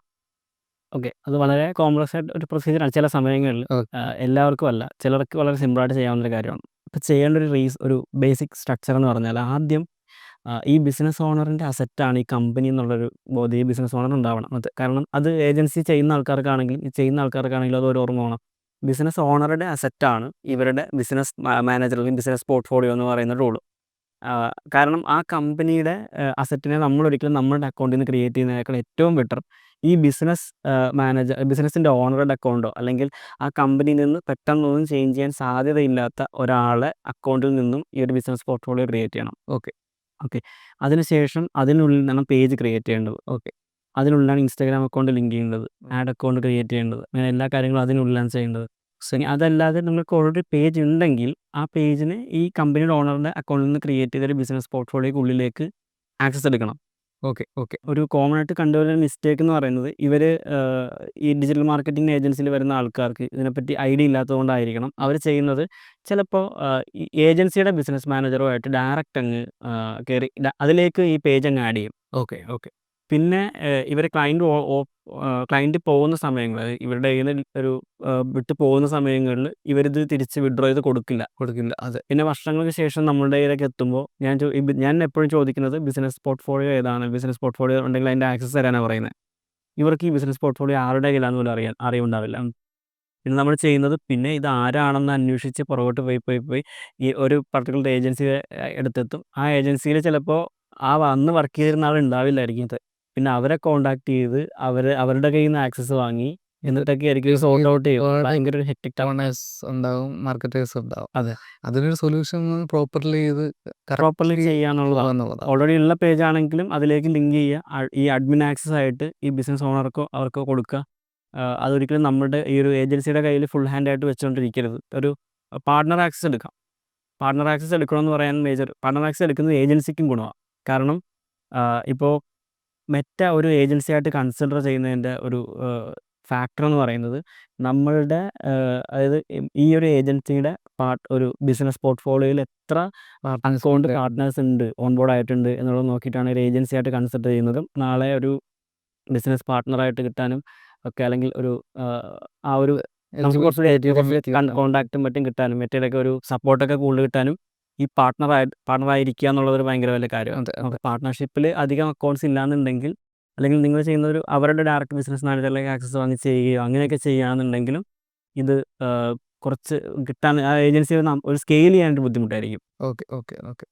അല്ലാന്നുണ്ടെങ്കിൽ നമ്മൾ മൾട്ടിപ്പിൾ ആഡ് അക്കൗണ്ട് ഇങ്ങനെ ക്രിയേറ്റ് ചെയ്ത് അതെ ഒരു ലൂപ്പ് അടിച്ച് ഒരു ഉപയോഗമില്ലാതായി പോകും. പിന്നെ ചെയ്യുന്നൊരു മിസ്റ്റേക്ക് എനിക്ക് തോന്നുന്നത് ഒരു ആഡ് അക്കൗണ്ടിൽ നിന്ന് മൾട്ടിപ്പിൾ പ്രൊജക്റ്റുകളുടെ ആഡ് ചെയ്യുക എന്നുള്ളതൊരു കണ്ടിട്ടുണ്ട്. അങ്ങനെ ചെയ്യരുതെന്ന് ഞാൻ പറയുള്ളൂ. കാരണം ഈ ആഡ് അക്കൗണ്ടിനൊരു സ്വഭാവമുണ്ട്. നമ്മൾ ഒരു പേഴ്സണുള്ളതുപോലെ അല്ലെങ്കിൽ ഒരു ബിസിനസ്സിനുള്ളതുപോലെ ഈ ആഡ് അക്കൗണ്ടിനൊരു സ്വഭാവമുണ്ട്. ഈ ആഡ് അക്കൗണ്ട് ഒരു രീതിയിലേ വർക്ക് ചെയ്യുള്ളൂ. നമുക്ക് ഒരേ ഇൻഡസ്ട്രിയിലുള്ള ഒരേ ബെഞ്ച് മാർക്കിൽ വർക്ക് ചെയ്യുന്ന ഒരേ ടൈപ്പ് ക്ലയൻറ്റ്, ഒരേപോലെ ബ്രാൻഡിങ്ങുള്ള ക്ലയൻറ്റിൻ്റെ 2 ആഡ് അക്കൗണ്ട് എടുത്ത് നോക്കുകയാണെങ്കിൽ പോലും ആ 2 ആഡ് അക്കൗണ്ട് റൺ ചെയ്യുമ്പോൾ കിട്ടുന്ന കോസ്റ്റ് പെർ ലീഡും കോസ്റ്റ് പെർ എല്ലാ സംഭവങ്ങളും CPC എല്ലാം വ്യത്യാസം ഉണ്ടാവും. കാരണം ആ ആഡ് അക്കൗണ്ട് അങ്ങനെയാണ് ലേൺ ചെയ്ത് വന്നത്. അവരുടെ റൈറ്റ് കസ്റ്റമർ ആരാണെന്ന് ആ ആഡ് അക്കൗണ്ടിന് ഓൾറെഡി അറിയാം. അങ്ങനെ രീതിയിലായിരിക്കും വർക്കൗട്ടായി വരുന്നത്. സോ നമ്മൾ അങ്ങനെ മിക്സപ്പ് ആക്കി ചെയ്യുമ്പോൾ ഈ ആഡ് അക്കൗണ്ട് കറക്റ്റ് ഓഡിയൻസിനെ കണ്ടുപിടിക്കാനുള്ളൊരു ബുദ്ധിമുട്ടുണ്ടാവും. അപ്പോൾ അതുകൊണ്ട് തന്നെ നമ്മളെപ്പോഴും ആ ഒരു രീതിയിൽ ചെയ്യണം ക്യാമ്പയിൻസ്. അപ്പോൾ എനിക്ക് ഡൗട്ടുള്ളത്, നമ്മുടെ പല ബിസിനസ്സുകളിലാണ്. അപ്പോൾ ഓരോ ബിസിനസ്സിനും മൾട്ടിപ്പിൾ നീഷുള്ള സബ് സർവീസുകളുണ്ടാവും. അപ്പോൾ എന്ത് സൊല്യൂഷൻ ചെയ്യുക അതിന്? മൾട്ടിപ്പിൾ നീഷ് എന്ന് പറയുമ്പോൾ അത് ഡിഫറെൻറ്റ് കസ്റ്റമേഴ്സ് ആണോ എന്നുള്ളത് നോക്കാം. അതായത് നമുക്ക് വരേണ്ട ഇപ്പോൾ കംപ്ലീറ്റ്ലി കസ്റ്റമർ ഡിഫറെൻ്റ് ആണെന്നുണ്ടെങ്കിൽ അതിന് വേണ്ടി ഒരു ആഡ് അക്കൗണ്ട് ക്രിയേറ്റ് ചെയ്യുന്നത് തെറ്റില്ല. പക്ഷേ അത് കോംപ്ലക്സ് പ്രൊസീജിയർ ആയിരിക്കും ചില ബിസിനസ്സുകളെ സംബന്ധിച്ചിടത്തോളം. കാരണം ഒരുപാട് ടൈപ്പ് ഓഫ് ബിസിനസ്സുകൾ ഉണ്ടാവുമല്ലോ. അപ്പോൾ അവിടെ നമുക്ക് വേണമെന്നുണ്ടെങ്കിൽ ഈ ഒരു പർട്ടിക്കുലർ ആഡ് അക്കൗണ്ടിൽ തന്നെ ആ ഒരു ബിസിനസ്സിന് വേണ്ടിയിട്ടൊരു ആഡ് അക്കൗണ്ടിനെ കീപ്പ് ചെയ്യുന്നതായിരിക്കും ബെറ്റർ. ഒരുപാട് നീഷ് ഉണ്ടെങ്കിൽ. പക്ഷേ നമുക്കൊരു 4 നീഷേ ഉള്ളൂ, അല്ലെങ്കിൽ ഇപ്പോൾ ഒരു 4-5 നീഷുകളെന്നുണ്ടെങ്കിൽ നമുക്കത് കുഴപ്പമില്ല. ഉദാഹരണം ഇപ്പോൾ ഒരു സ്റ്റഡി അബ്രോഡ് കൺസൾട്ടൻസി എടുത്ത് നോക്കുകയാണെങ്കിൽ അവർക്ക് UK പോകുന്നവരുണ്ടാവും, ഓസ്ട്രേലിയ പോകുന്നവരുണ്ടാവും, US പോകാൻ ആഗ്രഹിക്കുന്നവരുണ്ടാവും. അപ്പോൾ ഇതെല്ലാം ഒരു ഓഡിയൻസാണ്, സെയിം ഓഡിയൻസാണ്. കാരണം ഇതെല്ലാം വരുന്നത് ഒരു 18 to 30 അല്ലെങ്കിൽ ആ റേഞ്ച് വരുന്ന ഒരു കാറ്റഗറി വരുന്ന ഒരു ടൈപ്പ് ഓഫ് ആൾക്കാരാണ്. അപ്പോൾ അതെല്ലാം സിമിലർ ഓഡിയൻസാണ്. പക്ഷേ അതിന് പുറത്ത് ഒരു കംപ്ലീറ്റ്ലി നമ്മളൊരു സ്റ്റഡി അബ്രോഡ് കൊടുക്കുന്നതും അതേ സമയത്ത് ഒരു ഏജ്ഡ് ആയിട്ടുള്ള ഒരാൾക്ക് എന്തെങ്കിലും ഒരു പെൻഷൻ കൊടുക്കുന്നതിനെ പറ്റിയുള്ള ഒരു ക്യാമ്പയിൻ ആണെങ്കിലും അത് നമ്മൾ രണ്ട് ഓഡിയൻസാണ്. മനസ്സിലായി. ഓക്കെ. അപ്പോൾ ഈ ബിസിനസ് മാനേജർ വെരിഫിക്കേഷൻ ചെയ്യും. എങ്ങനെ ഈസി ആയിട്ട് വെരിഫൈ ചെയ്യാം? നമുക്ക് ഓൺബോർഡ് ചെയ്യുന്ന പല ബിസിനസ്സും ബിസിനസ് മാനേജർ അക്കൗണ്ടുകളൊന്നും വെരിഫൈ ചെയ്യാതെയാണ് ഞാൻ കണ്ടിട്ടുള്ളത്. പക്ഷേ അത് ഒരു അക്കൗണ്ട് സസ്പെൻഷൻ നമ്മൾ ആടൊക്കെ റൺ ചെയ്യുമ്പോൾ അക്കൗണ്ട് സസ്പെൻഷനിലേക്ക് പോകാൻ ഈസിയാണ്. അപ്പോൾ നമുക്ക് അതിന് ഫ്രം സ്ക്രാച്ച് എന്ന് പറഞ്ഞു കൊടുത്താൽ. ഫ്രം സ്ക്രാച്ച് എന്ന് പറയുകയാണെങ്കിൽ നമുക്ക് ആ ബിസിനസ് പോർട്ട്ഫോളിയോയുടെ വെരിഫിക്കേഷൻ ചെയ്യണമെന്നുണ്ടെങ്കിൽ സ്റ്റാർട്ടിങ്ങിൽ നമുക്ക് വെരിഫിക്കേഷൻ ചെയ്യാനുള്ള ഓപ്ഷൻ അവർ തരില്ല. നമുക്ക് ആഡൊക്കെ റൺ ചെയ്ത് കഴിഞ്ഞിട്ട് നമുക്ക് എന്തെങ്കിലും ആപ്പൊക്കെ ക്രിയേറ്റ് ചെയ്യുക അല്ലെങ്കിൽ വാട്സപ്പിൻ്റെ API ചെയ്യുക, ഇങ്ങനെയുള്ള സമയങ്ങളിലായിരിക്കും ഒരു വെരിഫിക്കേഷൻ്റെ കാര്യം ചോദിക്കുന്നത്. ഓക്കെ. അതിന് മുമ്പായിട്ട് ചെയ്യാൻ പറ്റുന്ന ഫസ്റ്റ് കാര്യം എന്ന് പറയുന്നത് നമുക്ക് ഡൊമൈൻ വെരിഫിക്കേഷൻ ചെയ്തിടുക എന്നുള്ളതാണ്. അതായത് നമ്മളുടെ ബിസിനസ് പോർട്ട്ഫോളിയോക്കകത്ത് ഡൊമൈൻസ് എന്നൊരു സെഗ്മെൻ്റ് ഉണ്ട്. ഡൊമൈൻസിൻ്റെ സെഗ്മെൻറ്റിൽ പോയിട്ട് ഡൊമൈൻ വെരിഫിക്കേഷൻ ചെയ്യുക. നമുക്കൊരു നെയിം റെക്കോർഡ് ആഡ് ചെയ്യേണ്ടി വരും ഡൊമൈൻ്റെ ബാക്ക് എൻഡിൽ. അപ്പോൾ എന്താണ് നമ്മൾ പറയുന്നത് വെച്ച് കഴിഞ്ഞാൽ നമ്മളുടെ പർട്ടിക്കുലർ ബിസിനസ്സിൻ്റെ ഒരു ഡൊമൈനാണ് ഈ ഡൊമൈൻ്റെ ബിസിനസ്സാണ് ഇതെന്നുള്ള രീതിയിൽ മാർക്ക് ചെയ്യും. അപ്പോൾ വേറൊരു കാര്യം എന്ന് പറയുന്നത് ഈ ഒരു ബിസിനസ്സിന് മൾട്ടിപ്പിൾ ബിസിനസ് മാനേജർ തുടങ്ങരുത്. അപ്പോൾ അതായത് ഒരൊറ്റ വെബ്സൈറ്റ് വെച്ചിട്ട് മൾട്ടിപ്പിൾ ബിസിനസ് മാനേജർ തുടങ്ങിക്കഴിഞ്ഞാൽ പോളിസി വയലേഷൻ എന്ന് പറഞ്ഞിട്ട് സസ്പെൻഡ് ചെയ്ത് രീതി കാണാറുണ്ട്. 2 അക്കൗണ്ടും പോകും. 2 അക്കൗണ്ടല്ല, ഒരു രണ്ടാമത് തുടങ്ങിയ അക്കൗണ്ട് പോകും. ഓക്കെ. കാരണം ഓൾറെഡി ഉള്ളൊരു എക്സിസ്റ്റിംഗ് ആയിട്ടുള്ള എസ്റ്റാബ്ലിഷ് ആയിട്ടൊരു ബിസിനസ്സാണ്. അപ്പോൾ അവർ ഇവിടെ വീണ്ടും സ്റ്റാർട്ട് ചെയ്യുമെന്ന് പറയുമ്പോൾ അത് ബ്ലോക്ക് ചെയ്യും. ഉദാഹരണത്തിനൊരു ഞാനിപ്പം ദുബായിൽ ഒരു എൻ്റെ ഒരു കമ്പനി കേരളത്തിലുള്ള കമ്പനിയാണ്, ദുബായിൽ പോയി. പക്ഷേ അവർ 2 വെബ്സൈറ്റ് ഉപയോഗിക്കുന്നത് 2 കമ്പനിക്ക് ഉപയോഗിക്കുന്ന ഒറ്റ വെബ്സൈറ്റ് ആണെന്ന് കരുതുക. ഇങ്ങനെ ചെയ്ത് കഴിഞ്ഞാൽ മറ്റേ ബ്ലോക്ക് ചെയ്യുന്നതായിട്ട് കാണാറുണ്ട്. ഓക്കെ. അപ്പോൾ ദുബായിലേക്ക് സെപ്പറേറ്റ് .aiലൊരു ഡൊമൈൻ എടുത്താൽ നമുക്ക് പ്രോബ്ലം സോൾവ് ചെയ്യാം. അങ്ങനെ വരുന്നൊരു ഇഷ്യൂ ഞാൻ കണ്ടിട്ടുണ്ട്. കാരണം എനിക്കൊരു ക്ലയൻറ്റിന് വേണ്ടി ഫേസ് ചെയ്തിട്ടുണ്ട്. അപ്പോൾ എൻ്റെ ഓഡിയൻസ് ദുബായിലാണെന്നുണ്ടെങ്കിൽ നമുക്ക് ഇന്ത്യയിലാണ് നമ്മുടെ ഫിസിക്കൽ ലൊക്കേഷൻ, ആണെന്നുണ്ടെങ്കിൽ എന്ത് സൊല്യൂഷനാണ് ചെയ്യുന്നത്? അത് കുഴപ്പമില്ല. നമുക്ക് നോർമലി ക്യാമ്പയിൻ ചെയ്യുന്ന പോലെ തന്നെ ചെയ്യാം. നമുക്ക് ദുബായ് ലൊക്കേഷൻ ഇട്ട് ക്യാമ്പയിൻ ചെയ്താൽ മതി. ഇന്ത്യൻ റുപ്പി തന്നെ സ്പെൻഡ് ആവും. കോസ്റ്റ് പെർ ലീഡ് കൂടുതലായി കോസ്റ്റ് പെർ ലീഡ് കമ്പാരിറ്റീവ്ലി കൂടും. കാരണം നമുക്ക് ഒരു റേറ്റ് കൺവേർട്ട് ചെയ്തിട്ടായിരിക്കും അവിടെ സ്പെൻഡ് ചെയ്യുന്നത്. ഓക്കെ. ഈ ഒരു അങ്ങനെ ഒരു സിറ്റുവേഷനിൽ അവിടെ ഒരു അക്കൗണ്ട് രജിസ്റ്റർ ചെയ്ത അക്കൗണ്ട് സ്റ്റാർട്ട് ചെയ്യുന്നതാണോ അതെ ഇന്ത്യൻ അക്കൗണ്ട് തന്നെ? ദുബായിയുടെ കേസിൽ അവിടെ അക്കൗണ്ട് സ്റ്റാർട്ട് ചെയ്യുന്നത് നല്ലതാണ്. കാരണം എന്താണെന്ന് വെച്ച് കഴിഞ്ഞാൽ അവിടെ 5% വാറ്റേ വരുന്നുള്ളൂ. ഇന്ത്യയിലാകുമ്പോൾ 18% GST വരുന്നുണ്ട്. അപ്പോൾ നമുക്ക് എക്സ്ട്രാ കോസ്റ്റ് ചിലവാകുന്നതായിട്ട് കാണും ഇവിടെ ഇന്ത്യയിലത്തെ ആകുമ്പോൾ. പിന്നെ നമുക്കൊരു അവിടെ അക്കൗണ്ട് സ്റ്റാർട്ട് ചെയ്യുമ്പോൾ നമുക്ക് അവിടുത്തെ ഒരു കാർഡ് ഉണ്ടെങ്കിൽ നമുക്കത് ചെയ്യാൻ പറ്റുള്ളൂ. കാരണം അവിടുത്തെ അതായത് അവിടുത്തെ ബാങ്കിൽ നിന്ന് സ്പെൻഡ് ചെയ്യേണ്ടി വരും. ഓക്കെ. ദിർഹത്തിൽ സ്പെൻഡ് ചെയ്യേണ്ടി വരും. അപ്പോൾ അവിടെ കൊണ്ടുപോയിട്ട് നമ്മൾ ഇന്ത്യൻ കാർഡ് കൊടുത്തു കഴിഞ്ഞാൽ ചില സമയങ്ങളിൽ അവർ ഡിസേബിൾ ചെയ്യുന്നതായിട്ടും കാണാം. നമ്മൾ എന്തെങ്കിലും ഒരു ടാക്സ് വെട്ടിപ്പിന് വേണ്ടി ചെയ്യുന്നതായിട്ട് അത് കരുതിയിട്ട് അവർ ചെയ്യുന്നതായിട്ടും കാണാം. പക്ഷേ US ഡോളറിലൊക്കെ സ്പെൻഡ് ചെയ്യാൻ പറ്റും. പക്ഷേ US ഡോളറിൽ സ്പെൻഡ് ചെയ്യുമ്പോൾ ഒരു പ്രശ്നം വരുന്നത് അവിടെ കൺവേർഷൻ റേറ്റും വരും, അതിൻ്റെ കൂടെ ഫോറക്സ് ചാർജസും വരും. ഓക്കെ. രണ്ടും കൂടെ കുറച്ച് വലിയ രീതിയിൽ സ്പെൻഡ് ഉള്ളതാണെങ്കിൽ ഹ്യൂജ് ലോസ് വരാൻ സാധ്യതയുണ്ട്. നമുക്കിപ്പോൾ ഈ പുതിയൊരു അക്കൗണ്ട് ക്രിയേറ്റ് ചെയ്യുകയാണ്. അപ്പോൾ അതിനെ അക്കൗണ്ട് ലേൺ ചെയ്തെടുക്കണമെന്ന് പറഞ്ഞല്ലോ, അത് എങ്ങനെയാണ് അതിൻ്റെ ഒരു പ്രോസസ്സ് പോകുന്നത്? ഓക്കെ. ഞാനിപ്പോൾ അതിനകത്തൊരു കാര്യം കൂടി ആഡ് ഓൺ ചെയ്യാനുണ്ട്. കാരണം ലേണിംഗ് എന്ന് പറയുമ്പോൾ നമുക്ക് ലീഡ് കിട്ടുന്ന കറക്റ്റ് കസ്റ്റമർ ആരാണെന്നുള്ളത് വ്യക്തിക്ക് മനസ്സിലാകുക എന്നുള്ളൊരു കാര്യമാണ്. കറക്റ്റ് കസ്റ്റമേഴ്സ് എന്ന് പറയുമ്പോൾ ഇപ്പോൾ നമ്മുടെ ലീഡ് ക്യാമ്പയിനാണ് ചെയ്യുന്നതെങ്കിൽ അവിടെ ഒരു ശ്രദ്ധിക്കേണ്ട കാര്യം, അവിടെ നിങ്ങൾക്ക് ഒരുപാട് റോങ് ലീഡ്സ് വരാനുള്ള സാധ്യതയുണ്ട്. ഒരുപാട് മോശം ലീഡുകൾ, ഒരുപാട് റോങ് ആയിട്ടുള്ള അല്ലെങ്കിൽ നോ റെസ്പോൺസ് കേസുകൾ അവിടെ അങ്ങനെ വരാറുണ്ട്. അപ്പോൾ ഏറ്റവും കൂടുതൽ മനസ്സിലാക്കേണ്ട നമുക്ക് കറക്റ്റായിട്ടുള്ള പ്രോസ്പെക്റ്റ് ആയിട്ടുള്ള കസ്റ്റമേഴ്സ് ആണോ നമുക്ക് കിട്ടുന്നത്. ഞാൻ അങ്ങനെ ഫോക്കസ് ചെയ്ത് വർക്ക് ചെയ്യുന്ന ഒരാളാണ്. കാരണം എനിക്ക് ഈ റോങ് ആയിട്ടുള്ള ലീഡ് എടുത്ത് കൗണ്ട് കാണിക്കുന്നതിൽ വിശ്വസിക്കാത്ത ഒരാളാണ്. ഒരു 100 ലീഡ് ഒരു സെയിൽസ് പേഴ്സണ് നമുക്ക് കൊടുത്തു കഴിഞ്ഞാൽ ഇവർ 100 ലീഡുകളിൽ വിളിക്കുക എന്ന് പറയുന്ന ഒരു 100 ലീഡ് അലോക്കേറ്റ് ചെയ്ത് കഴിഞ്ഞാൽ 100 ലീഡ് വിളിക്കുക എന്ന് പറയുന്നത് ഭയങ്കര ഹെക്ടിക് ടാസ്ക്കാണ്. ഒരു ആദ്യത്തെ കോളിൽ തന്നെ ഒരാൾ വിളിക്കുമ്പോൾ ചീത്തയാണ് വിളിക്കുന്നത്, അല്ലെങ്കിൽ അവർ അറിഞ്ഞിട്ടില്ല കണ്ടിട്ടില്ല എന്ന് വിളിക്കുകയാണെന്നുണ്ടെങ്കിൽ ഇവരുടെ അന്നത്തെ ഫുൾ ദിവസം കൂടമായി. പിന്നെ അവർക്ക് ആ ദിവസം ആരെയും വിളിക്കാനായിട്ടുള്ള ഒരു മൈൻഡ് സെറ്റ് ഉണ്ടാവില്ല. ഫുള്ള് മടുത്തു. അതേസമയം ആദ്യത്തെ കോളിൽ തന്നെ ഒരാൾ നല്ല റെസ്പോൺസാണ് തരുന്നതെങ്കിൽ ഇവർക്ക് ആ ഫുൾ ഡേ മോശം തെരുവിലിട്ട് എല്ലാവർക്കും കുഴപ്പമുണ്ടാവില്ല. അതൊരു ആദ്യത്തെ ഒരു സൈക്കോളജിയാണ് വരും. കാരണം ഞാൻ ആദ്യം ഒരു കസ്റ്റമർ കെയറിൽ ഇരുന്നിട്ടുണ്ട്. മീൻസ് ഞാനിങ്ങനെ ഒരു ഹൈപ്പർ മാർക്കറ്റിൻ്റെ കസ്റ്റമർ കെയറിൽ ഇരുന്നിട്ട് കോൾ അറ്റൻഡ് ചെയ്തിട്ടുണ്ട്. അപ്പോൾ ക്ലോക്കിന് ബാറ്ററികൾ എന്നൊക്കെ പറഞ്ഞിട്ട് കസ്റ്റമർ വന്നിട്ട് ചീത്ത വിളിക്കും. ഓക്കെ. അപ്പോൾ നമ്മൾ വേറൊരു ഒരു ബാറ്ററി നിങ്ങൾ അഡീഷണൽ വാങ്ങണം എന്ന് പറയുമ്പം അതൊരു ക്ലോക്ക് എൻ്റെ മുമ്പിട്ട് എറിഞ്ഞ് പൊട്ടിച്ചിട്ടൊക്കെ ഉണ്ട്, ഡയറക്റ്റ് എറിഞ്ഞ് പൊട്ടിച്ചിട്ടൊക്കെ ഉണ്ട്. അപ്പോൾ കസ്റ്റമേഴ്സിൻ്റെ ബിഹേവിയർ നമുക്ക് ഒരിക്കലും പ്രഡിക്റ്റ് ചെയ്യാൻ പറ്റില്ല. ഭയങ്കര ഡിഫറെൻറ്റ് ടൈപ്പ് ഓഫ് ആൾക്കാരാണ്. ഓരോ ആൾക്കാരും പല സമയങ്ങളിലെ പല രീതിയിലാണ് അവർ റിയാക്ട് ചെയ്യുന്നത്. ഇപ്പം നമ്മൾ ഒരു ആസ് എ സെയിൽസ് പേഴ്സൺ ഇവർ ഈ പറയുന്ന ഡിജിറ്റൽ മാർക്കറ്റർക്ക് കൃത്യമായിട്ടുള്ള ഡേറ്റ കൊടുക്കണം. അതാണ് ഏറ്റവും വലിയ ഇമ്പോർട്ടൻ്റ് കാര്യം ഒരു ലീഡ് ക്യാമ്പയിൻ ആണെങ്കിൽ. കാരണം ഇപ്പോൾ ഒരു ലീഡ് ക്യാമ്പയിൻ ചെയ്യുമ്പോൾ കസ്റ്റമറുമായിട്ട് ഡിജിറ്റൽ മാർക്കറ്ററായിട്ടുള്ള അല്ലെങ്കിൽ പെർഫോമൻസ് മാർക്കറ്റിംഗ് ചെയ്യുന്ന ഒരാൾ ഡയറക്റ്റ്ലി വിളിക്കുന്നോ സംസാരിക്കുന്നോ ഒന്നുമില്ല. അപ്പോൾ ഇവർ വിളിച്ചപ്പോൾ എന്താണ് പറഞ്ഞത്, ചില ആൾക്കാർ ഇങ്ങനെ നോ റെസ്പോൺസ് മാർക്ക് പോകും. പക്ഷെ അതിൽ കൂടുതലായിട്ട് വിളിച്ചിട്ട് കിട്ടിയില്ല. എന്തുകൊണ്ട് അത് സ്വിച്ച് ഓഫ് ആണോ, നമ്പർ എന്തെങ്കിലും ഒരു നമ്പർ ഇല്ലാത്തത് കൊണ്ടാണോ, അങ്ങനെയുള്ള കാര്യങ്ങളൊക്കെ ഒന്ന് അപ്ഡേറ്റ് ചെയ്ത് ഈ ഡിജിറ്റൽ മാർക്കറ്റ് ഡെയിലി ബേസിൽ ഓരോ ലീഡ് പെർ ലീഡ് ആ നോ റെസ്പോൺസിന്റെ റീസൺ റീസൺ എന്താണെന്ന് പറയും. കണ്ടുപിടിക്കും. അതായത് ഓക്കെ. ചിലപ്പോൾ ഇവർ ഓഫീസ് ടൈമിൽ ഈ കസ്റ്റമറെ വിളിച്ചാൽ ചിലപ്പോൾ ഫോൺ എടുക്കില്ല, നല്ല ബിസി ആയിട്ട് ഒരാളാണെങ്കിൽ. എന്ന് വെച്ചാൽ ഇപ്പോൾ ഒരു റിയൽ എസ്റ്റേറ്റ് കേസിൽ വരികയാണെന്നുണ്ടെങ്കിൽ അവർ കൂടുതൽ ആൾക്കാരും ഓഫീസ് ടൈമിൽ വിളിച്ചാൽ ഫോൺ എടുക്കാൻ സാധ്യതയില്ല. കാരണം അവരെന്തായാലും നല്ല രീതിയിൽ വർക്ക് ചെയ്യുന്നവരോ ബിസിനസ്സുകാരോ ആയിരിക്കും, മീറ്റിംഗ്സിലൊക്കെ ആയിരിക്കും. സോ അവിടെ നോ റെസ്പോൺസ് ഇട്ട് അവിടെ ഡ്രോപ്പ് ചെയ്ത് കളയാതെ ഒരു രണ്ടോ മൂന്നോ തവണ മറ്റൊരു ടൈമിൽ വിളിച്ചിട്ട്, ടൈം ഫ്രെയിമിൽ വിളിച്ചിട്ട് അതിൻ്റെ ഡേറ്റ ഈ പെർഫോമൻസ് മാർക്കറ്റർ കൈമാറണം. ഓക്കെ. ഇവിടെ ചെയ്യാൻ പറ്റുന്നൊരു കാര്യം, നമ്മൾക്ക് ഇതിൽ ഏറ്റവും നന്നായിട്ട് വന്നിട്ടുള്ള കസ്റ്റമേഴ്സ്, അതായത് പ്രോസ്പെക്റ്റ് ആണ്, അവർക്ക് വാങ്ങാൻ താല്പര്യമുണ്ട്, നമ്മളുടെ കറക്റ്റ് കസ്റ്റമർ ആണെന്ന് തോന്നുന്ന ഡേറ്റ മെറ്റയ്ക്ക് നമുക്ക് തിരിച്ചു കൊടുക്കാൻ പറ്റും. അതായത് നോർമലി CRMs ഉണ്ടെങ്കിൽ CRMകളിൽ അതിൻ്റെ കുറച്ച് സ്ക്രിപ്റ്റൊക്കെ ഇൻ്റഗ്രേറ്റ് ചെയ്ത് കഴിഞ്ഞാൽ നമുക്ക് ഈ ഡേറ്റ കൃത്യമായിട്ട് അത് പൊക്കോളും. ഈ ഇനിഷ്യൽ പാർട്ടിൽ CRM ഒന്നും ഇല്ലാത്ത ആൾക്കാരാണെങ്കിൽ അവിടെ ചെയ്യാൻ പറ്റുന്നത് ഈ ഡേറ്റ എടുക്കുക. ഈ ഡേറ്റ എടുത്തിട്ട് അതിനൊരു കസ്റ്റം ഓഡിയൻസ് ആയിട്ട് ക്രിയേറ്റ് ചെയ്തിട്ട് അവിടെ നമുക്ക് കസ്റ്റമേഴ്സ് ആണെന്ന് മാർക്ക് ചെയ്യാം. കസ്റ്റമേഴ്സ് ആണ് അല്ലെങ്കിൽ നമ്മളുടെ നല്ല ലീഡാണെന്നുള്ളത് മാർക്ക് ചെയ്യുക, കസ്റ്റം ഓഡിയൻസ് ആയിട്ട് ക്രിയേറ്റ് ചെയ്യാൻ പറ്റും. ഓക്കെ. ഓഡിയൻസിൽ. അതേപോലെ വേറൊരു കാര്യം ചെയ്യാൻ പറ്റുന്നത്, നമുക്ക് ഈ കസ്റ്റം ഓഡിയൻസിൽ ഡൗട്ട് ഉണ്ട്. ഈ കസ്റ്റം ഓഡിയൻസ് ക്രിയേറ്റ് ചെയ്യുമ്പോൾ നമുക്ക് ഈ വന്ന ലീഡുകൾ ഫിൽട്ടർ ചെയ്തിട്ട് അതിനൊരു സ്ട്രാറ്റജി എങ്ങനെയാണ്?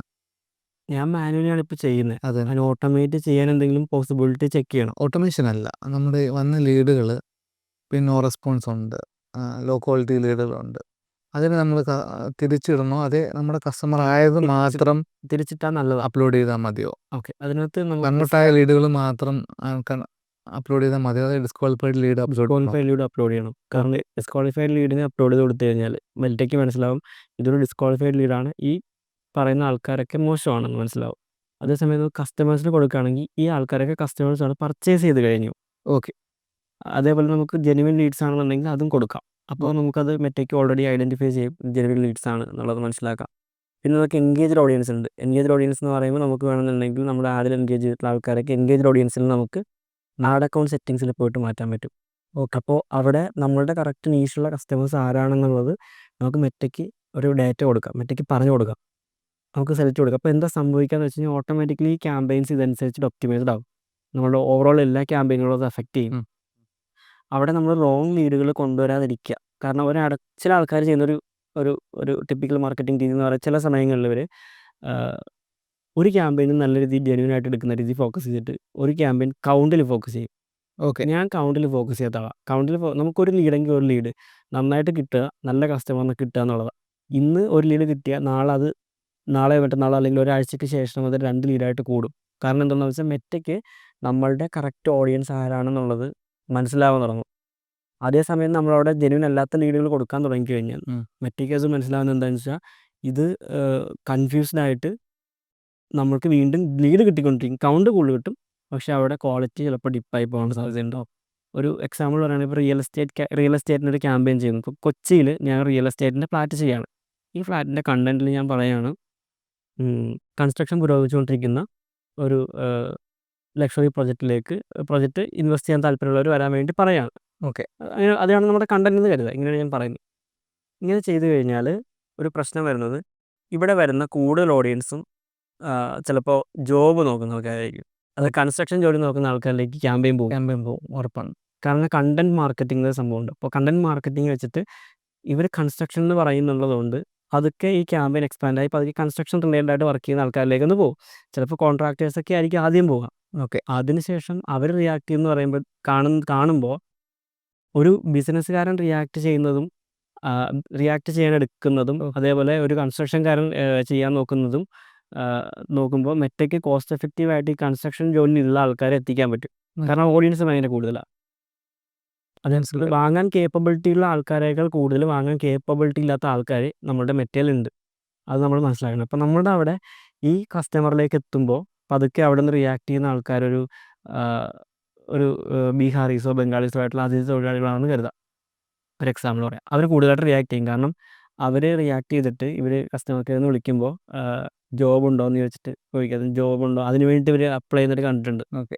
പ്രത്യേകിച്ച് ഈ റിയൽ എസ്റ്റേറ്റിൽ. അപ്പോൾ ഇങ്ങനെയുള്ള ആൾക്കാർ ഭയങ്കര കോസ്റ്റ് എഫക്റ്റീവായിട്ട് റിയാക്ട് ചെയ്യും. ഓക്കെ. പെട്ടെന്ന് കുറച്ച് എമൗണ്ടിൽ ചിലപ്പോൾ 300 രൂപയ്ക്ക് 200 രൂപയ്ക്ക് ലീഡ് കിട്ടും. 10 രൂപയ്ക്കും ലീഡ് 10 രൂപയ്ക്ക് ലീഡ് കിട്ടും. അപ്പോൾ ഈ മെറ്റയ്ക്ക് നമ്മൾ മെറ്റയുടെ പെർഫോമൻസ് ഗോളിൽ നമ്മൾ പറയുന്നുണ്ട് നമ്മുടെ ഒബ്ജക്റ്റീവ് എന്താണെന്ന്. അവിടെ നമ്മൾ കൊടുക്കുന്നത് മാക്സിമൈസ് ലീഡ്സാണ് കൊടുക്കുന്നത്. ഓക്കെ. ഓക്കെ. അപ്പം ഹയർ വോളിയം എന്നൊരു സ്ട്രാറ്റജി ഉപയോഗിക്കുന്നത്. ഹയർ വോളിയം ഏറ്റവും കൂടുതൽ വോളിയം കിട്ടണം. അതേ സമയത്ത് ലീഡ്സിൻ്റെ കൗണ്ടാണ് എനിക്ക് ഇൻക്രീസ് ചെയ്യേണ്ടത്. നമ്മൾ മെറ്റയോട് ഓൾറെഡി ക്യാമ്പയിൻ ചെയ്യുമ്പോൾ തന്നെ പറയുന്നുണ്ട് റണ്ണീസിൽ. അപ്പോൾ മെറ്റയ്ക്ക് മനസ്സിലാവും ഓക്കെ ഈ കസ്റ്റമേഴ്സിന് നമുക്ക് കുറച്ച് എമൗണ്ട് കോസ്റ്റ് എഫക്റ്റീവായിട്ട് ലീഡ് കിട്ടുന്നുണ്ട്. അപ്പോൾ പിന്നെ എന്തുകൊണ്ട് ഇവരിലേക്ക് സ്കെയിൽ ചെയ്തുകൂടാ? അപ്പോൾ ക്യാമ്പയിൻ പതുക്കെ വഴിതെറ്റിപ്പോവും. അതായത് നമ്മൾ ടാർഗറ്റ് ചെയ്ത് അതായത് ഓഡിയൻസ് ടാർഗറ്റിങ്ങിൽ നമ്മൾ കൃത്യമായിട്ട് പറയുന്നുണ്ട് എനിക്ക് ബിസിനസ്സുകാരെ വേണം, സിഇഒക്കാരെ വേണം എന്നൊക്കെ നമ്മൾ പറഞ്ഞാൽ പോലും ഈ ക്യാമ്പയിൻ വഴിതെറ്റി നേരെ ഈ ബംഗാളികളിലേക്കോ അല്ലെങ്കിൽ ആ ഒരു ടൈപ്പ് ആൾക്കാർ റോങ് ഓഡിയൻസിലേക്ക് പോകും. അവിടുന്ന് അതിനെ തിരിച്ചു കൊണ്ടുവരിക എന്ന് പറയുന്നത് കുറച്ച് ബുദ്ധിമുട്ടായിരിക്കും. ആ ഒരു ക്യാമ്പയിനെ തിരിച്ചു കൊണ്ടുവരിക എന്ന് പറയുന്നത്. അവിടെ ചെയ്യേണ്ട കാര്യം കണ്ടന്റിൽ അത് കൃത്യമായിട്ട് ഒപ്റ്റിമൈസ് ചെയ്യുക എന്നുള്ളതാണ്. കണ്ടന്റിൽ കൃത്യമായിട്ട് നമ്മളുടെ കസ്റ്റമേഴ്സ് മാത്രം ക്ലിക്ക് ചെയ്താൽ മതി. നമ്മളുടെ കസ്റ്റമേഴ്സ് അല്ലാത്ത ആൾക്കാർ ക്ലിക്ക് ചെയ്യണ്ട. അല്ലാത്ത ആൾക്കാർ അവയർനെസ് ജസ്റ്റ് കണ്ട് എൻഗേജ് ചെയ്ത് പൊക്കോട്ടെ. ഒരു ലീഡ് സബ്മിറ്റ് ചെയ്യുക എന്നുള്ളത് നമുക്ക് അവിടെ അവരെ ലീഡ് സബ്മിറ്റ് ചെയ്യുന്ന സ്ഥലങ്ങളിൽ ഫിൽട്ടർ ചെയ്യാൻ പറ്റണം. റോങ് ആയിട്ടുള്ള കസ്റ്റമേഴ്സിനെ ആ ആഡ് കാണുമ്പോൾ തന്നെ നമുക്ക് ഒഴിവാക്കി വിടണം. ഓക്കെ. അതിന് അവരോട് ക്വസ്റ്റ്യൻസ് ചോദിക്കാം. ക്വസ്റ്റ്യൻസ് ചോദിക്കുന്നത് ഇപ്പോൾ കുറച്ച് റൂൾസൊക്കെ വന്നിട്ടുണ്ട് പുതിയതായിട്ട്. ഓക്കെ. അതായത് ഇപ്പോൾ കസ്റ്റമേഴ്സിൻ്റെ ഡേറ്റ നമുക്ക് കസ്റ്റം ക്വസ്റ്റ്യൻ ആയിട്ട് ചോദിക്കാൻ പറ്റും. ഇപ്പം ടൈപ്പ് ചെയ്ത് മൊബൈൽ നമ്പർ ഇട്ട് കഴിഞ്ഞാൽ ഇത് വരുന്നുണ്ട്, പോളിസി വയലേഷൻ വരുന്നുണ്ട്. അതിൽ ചെയ്യാൻ പറ്റുന്നത് ഇപ്പോൾ നമുക്ക് 2 രീതി പ്രീഫിൽഡ് ആയിരിക്കണം. നമുക്കിപ്പോൾ അവരോട് ചോദിച്ചിട്ട് നിങ്ങളുടെ ക്വാളിഫിക്കേഷൻ എന്താണെന്ന് ചോദിക്കാൻ പറ്റില്ല. ചോദിക്കാൻ പറ്റില്ല അവിടെ. ഒരു എഡ്യൂക്കേഷൻ ക്ലയൻറ്റിനെ വെച്ച് നോക്കുമ്പോൾ അവരെ നമുക്ക് ചോദിക്കാം നിങ്ങൾക്ക് എന്ത് കോഴ്സാണ് എടുക്കണമെന്ന് ചോദിക്കാം.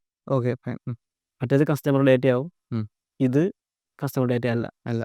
അപ്പോൾ അങ്ങനെ നമുക്ക് അങ്ങനെ ചേഞ്ച് ചെയ്ത് കഴിഞ്ഞാൽ ഈ ഇഷ്യൂസ് ഒഴിവാക്കാൻ പറ്റും. ഓക്കെ. അങ്ങനെ പല ക്വസ്റ്റ്യൻസ് ചോദിച്ചിട്ട് നമുക്ക് ഈ റൈറ്റ് കസ്റ്റമർ ആണ് നമ്മൾ ലീഡ് സബ്മിറ്റ് ചെയ്യുന്നത്. OTP വെരിഫിക്കേഷനും OTP വെരിഫിക്കേഷൻ എനേബിൾ ചെയ്യാം.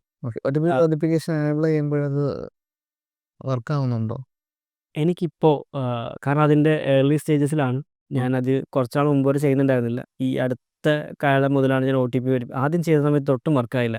കാരണം അന്ന് മറ്റേ OTP അടിക്കരുതെന്നൊക്കെ പറഞ്ഞ് മൊബൈലിൽ അലേർട്ട് കൊടുത്തുകൊണ്ടിരിക്കുന്ന ടൈമാണ്. അന്ന് ചെയ്തത് കൊണ്ട് ഒരിക്കലും അത് ഒട്ടും വർക്കായില്ല. ഞാൻ സ്റ്റോപ്പ് ചെയ്യുക ചെയ്തത്. ഓക്കെ. പിന്നീട് ഈ ഒരു ഇഷ്യൂ വന്നതിന് ശേഷം എനിക്ക് ഫിൽട്ടർ ഔട്ട് ചെയ്യണമെന്ന് തോന്നിയത് കൊണ്ട് ഞാൻ ഒന്നുകൂടെ OTP വെരിഫിക്കേഷൻ എനേബിൾ ചെയ്തു. ഇപ്പോൾ കോസ്റ്റ് എഫക്റ്റീവായിട്ട് ലീഡ് കിട്ടുന്നുണ്ട്. മേ ബി നാളെ എങ്ങനെയാണെന്ന് അറിയില്ല. നമുക്കോരോ അത് കുറച്ചാൾ ട്രയൽ ഔട്ട് ചെയ്താലേ അറിയാൻ പറ്റുള്ളൂ. പരിശ്രമം എക്സ്പെരിമെൻ്റ് ആണ് പെർഫോമൻസ് മാർക്കറ്റിങ്ങിൽ ബേസ്. നമ്മൾ നാളത്തേക്കുള്ള കാര്യങ്ങൾ ഇന്നേ കരുതണം. അതെ. അത് നാളെ എന്തായിരിക്കും പെർഫോം ചെയ്യാൻ നമുക്കറിയില്ല. അപ്പോൾ നമ്മൾ അതിന് വേണ്ടിയിട്ടുള്ള ടെസ്റ്റ് ക്യാമ്പയിനുകൾ എപ്പോഴും റൺ ചെയ്തുകൊണ്ടിരിക്കുക. ഓക്കെ. അപ്പോൾ പുതുതായിട്ട് സ്റ്റാർട്ട് ചെയ്യുന്ന ആള് കണ്ടുവരുന്നൊരു പ്രാക്ടീസാണ്. ആദ്യമേ ലീഡ് ജനറേഷൻ ക്യാമ്പയിൻ നടത്തും. ലീഡ് ജനറേഷൻ ക്യാമ്പയിൻ നടത്തുമ്പോഴും വാട്സാപ്പ് ക്യാമ്പയിൻസ് റൺ ചെയ്യുന്നത് കണ്ടിട്ടുണ്ട് കോസ്റ്റ് എഫക്റ്റീവായിട്ട് എടുക്കാനായിട്ട്. അതിൽ പ്രോപ്പർ ഈ അക്കൗണ്ട് ലേണിംഗ് സ്റ്റേജിൽ എന്ത് വാട്സാപ്പ് ക്യാമ്പയിൻ പോവുകയാണോ, അതെ അവയർനെസ് ക്യാമ്പയിൻ പോകണോ, അതെ ലീഡ് ജനറേഷൻ ക്യാമ്പയിൻ പോകണോ, എന്താണ് അതിൽ പ്രോപ്പർ കറക്റ്റ് സ്ട്രാറ്റജി?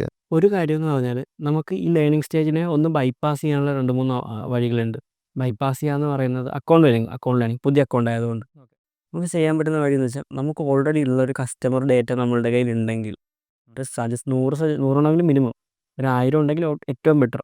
ഓക്കെ. 1000 ഡേറ്റയെങ്കിലും നമുക്കൊരു കസ്റ്റം ഓഡിയൻസ് ആയിട്ട് ക്രിയേറ്റ് ചെയ്ത് കസ്റ്റമേഴ്സ് ആണ് മാർക്ക് ചെയ്യുക. ഓക്കെ. അത് അപ്ലോഡ് കൊടുക്കുക. ചിലപ്പോൾ ഈ പറയുന്ന പർട്ടിക്കുലർ ആൾ ചെയ്ത ക്യാമ്പയിനൊന്നും ആയിരിക്കില്ല. പുറത്തുനിന്നുള്ള ഡേറ്റ കൊടുക്കാൻ മടിക്കുന്ന ക്ലയൻറ്റുകളെ ഞാൻ കണ്ടിട്ടുണ്ട്. അങ്ങനെ നമ്മുടെ സ്ഥലങ്ങളിൽ ഇപ്പോൾ ഞാൻ ഡേറ്റ ചോദിക്കുമ്പോൾ ഒരു കുറേ ഡേറ്റ ഇതിനെ നിങ്ങൾക്കെന്ന് ചോദിക്കുന്ന ആൾക്കാരുണ്ട്. പക്ഷേ ഈ ഡേറ്റ ഇല്ലാതെ ഇനി മുതൽ ക്യാമ്പയിൻ സക്സസ് ആകാൻ പറ്റില്ല.